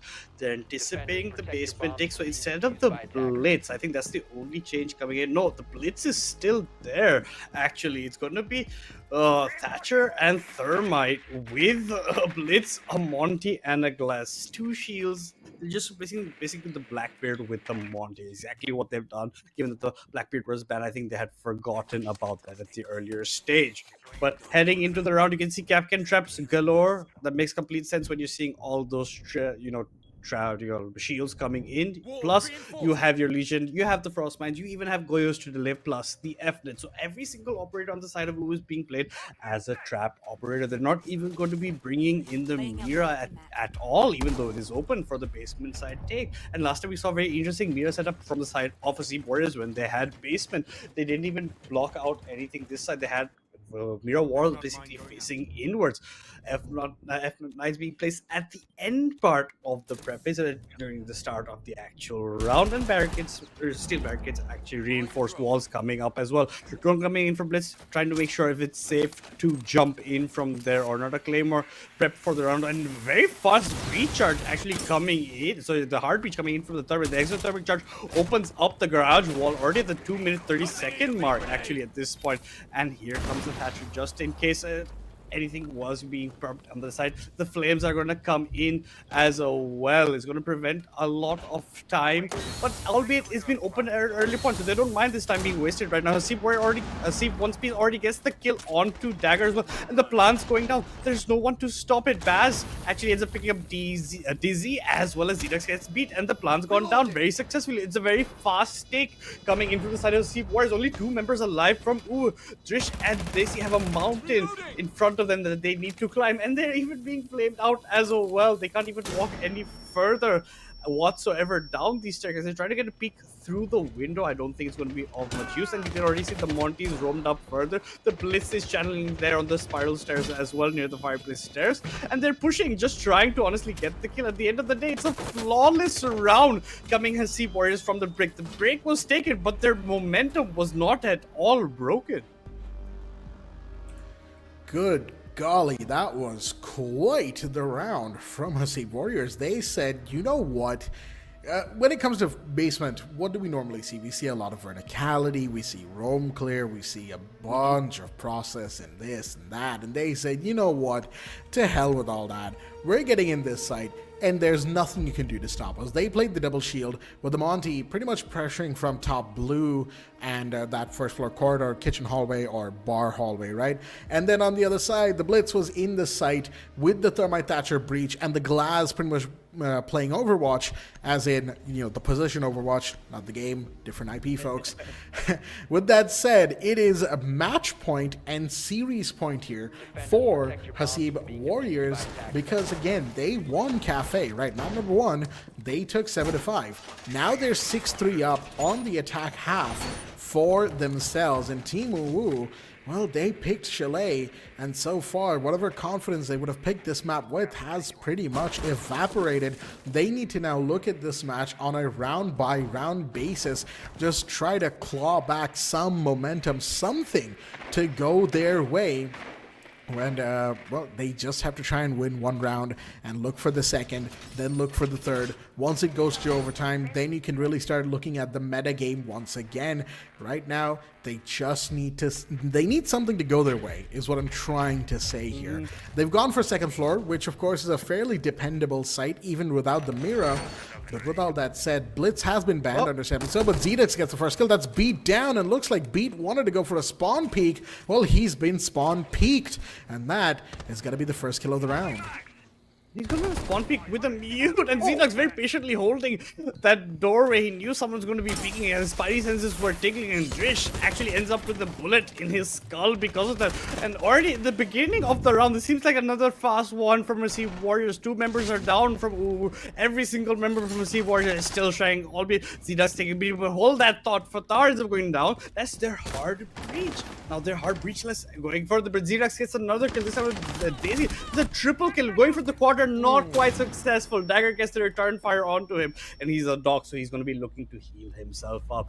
After the flurry of exchanges that took place, it's a 3 versus 2 in favor of Hasib Warriors. You can see Taz trying to challenge up over here. He gets Dagger as well. Doc did not actually end up healing down, and in the blink of an eye, it's all over. Hasib Warriors will be your victors in semi-final 2. They will be moving on to the grand finals to face against Blitzkrieg, and unfortunately, for the side of Team UwU, their journey in Qualifier 1 comes to an end.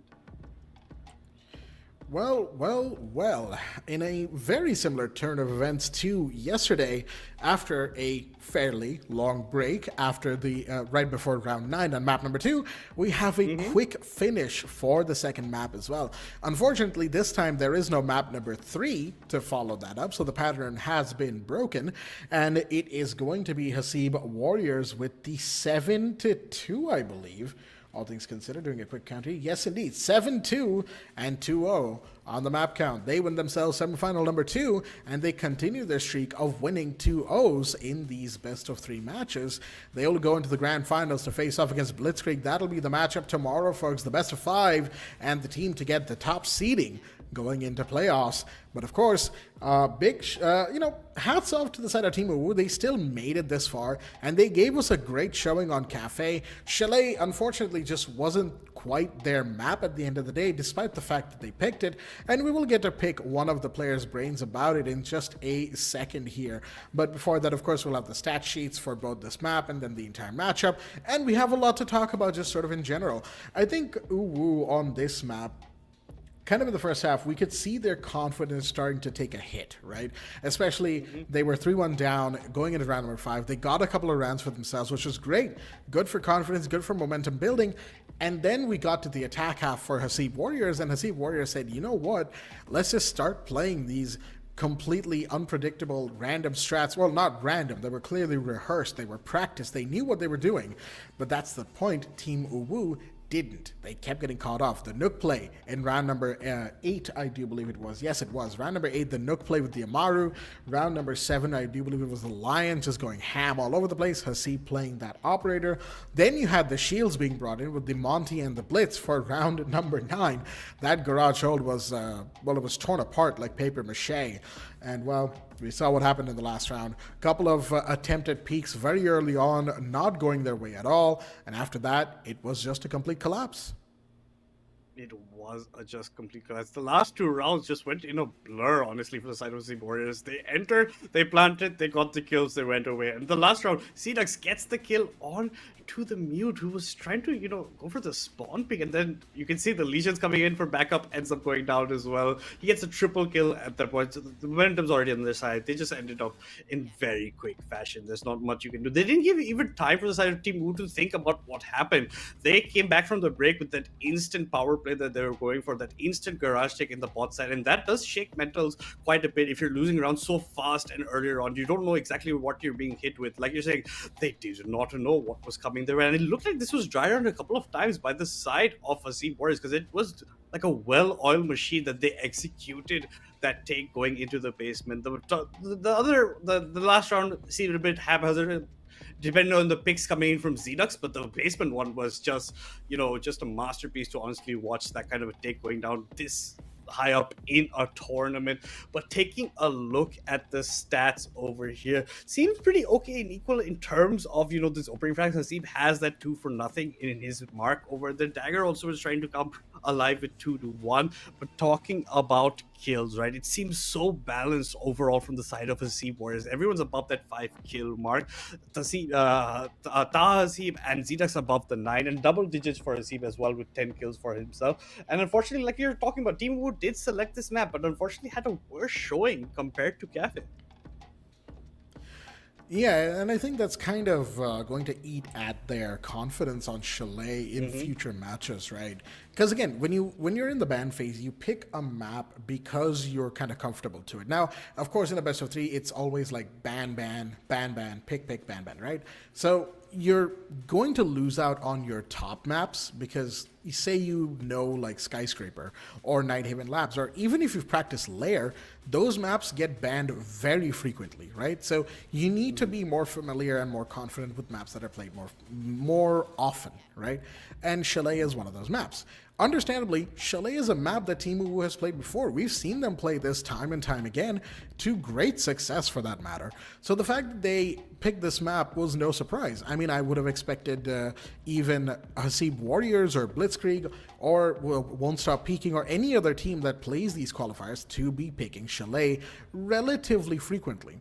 So given all that kind of a context and put into place, 7-3 or 3-7 being the differential at the end of the game is certainly something, and not quite not quite something they're going to be happy about, I do believe. And at the end of the day, folks, that's really what will be driving them going forward, right? They are in the playoffs, yes, and they certainly have the confidence to play really well in the playoffs. That is a very good team that they have over there, right? Dizzy, Dagger, Desi, Drish, Beat, and I believe Jittery is one of the players who can substitute in whatever they need him to. And of course, who doesn't know Jittery? If you followed South Asian Siege for any amount of time, Jittery is a name that you should be familiar with. One of the better fraggers in South Asian Siege history, at least in my opinion, right? And him and Beat have always had that duo mentality where they work so well together. But unfortunately, that just wasn't the case today, with Jittery not coming in, of course, as well. And there we go, the final stat sheet for the entire matchup. Of course, most players hovering around that 0.9 section. And yeah.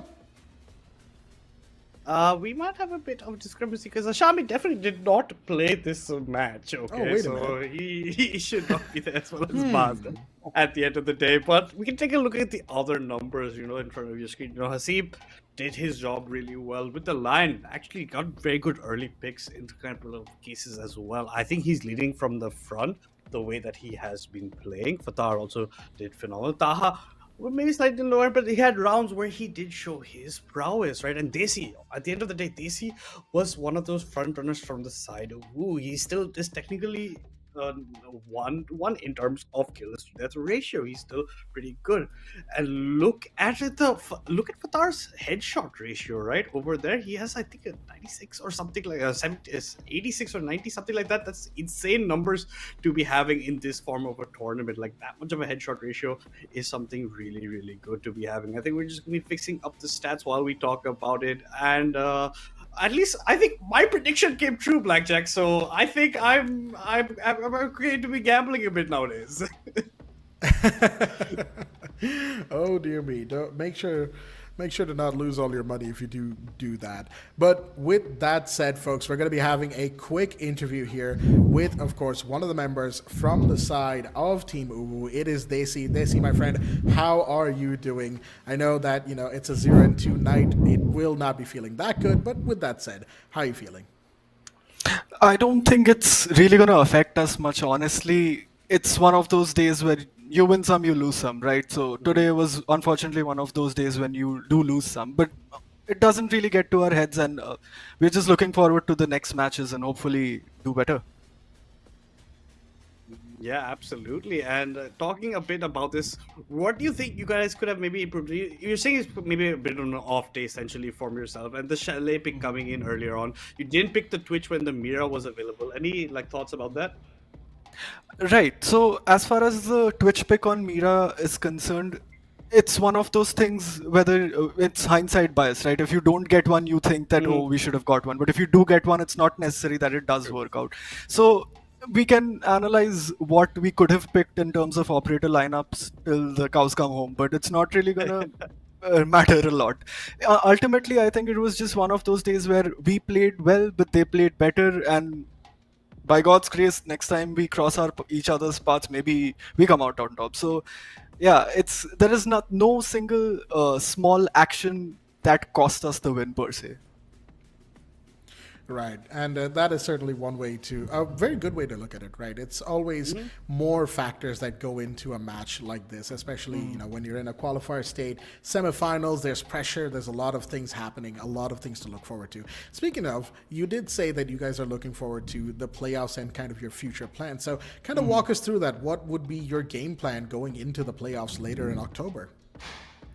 If I was being completely obtuse, our game plan would be to go in brain dead, but honestly, I can't talk a lot about what our plan is, of course, but I'd say our plan is to just maybe, play our own game a little more, maybe focus a little more on just running and gunning, because honestly, I feel that's what we're the best at, and maybe that's what we need to do. We'll see.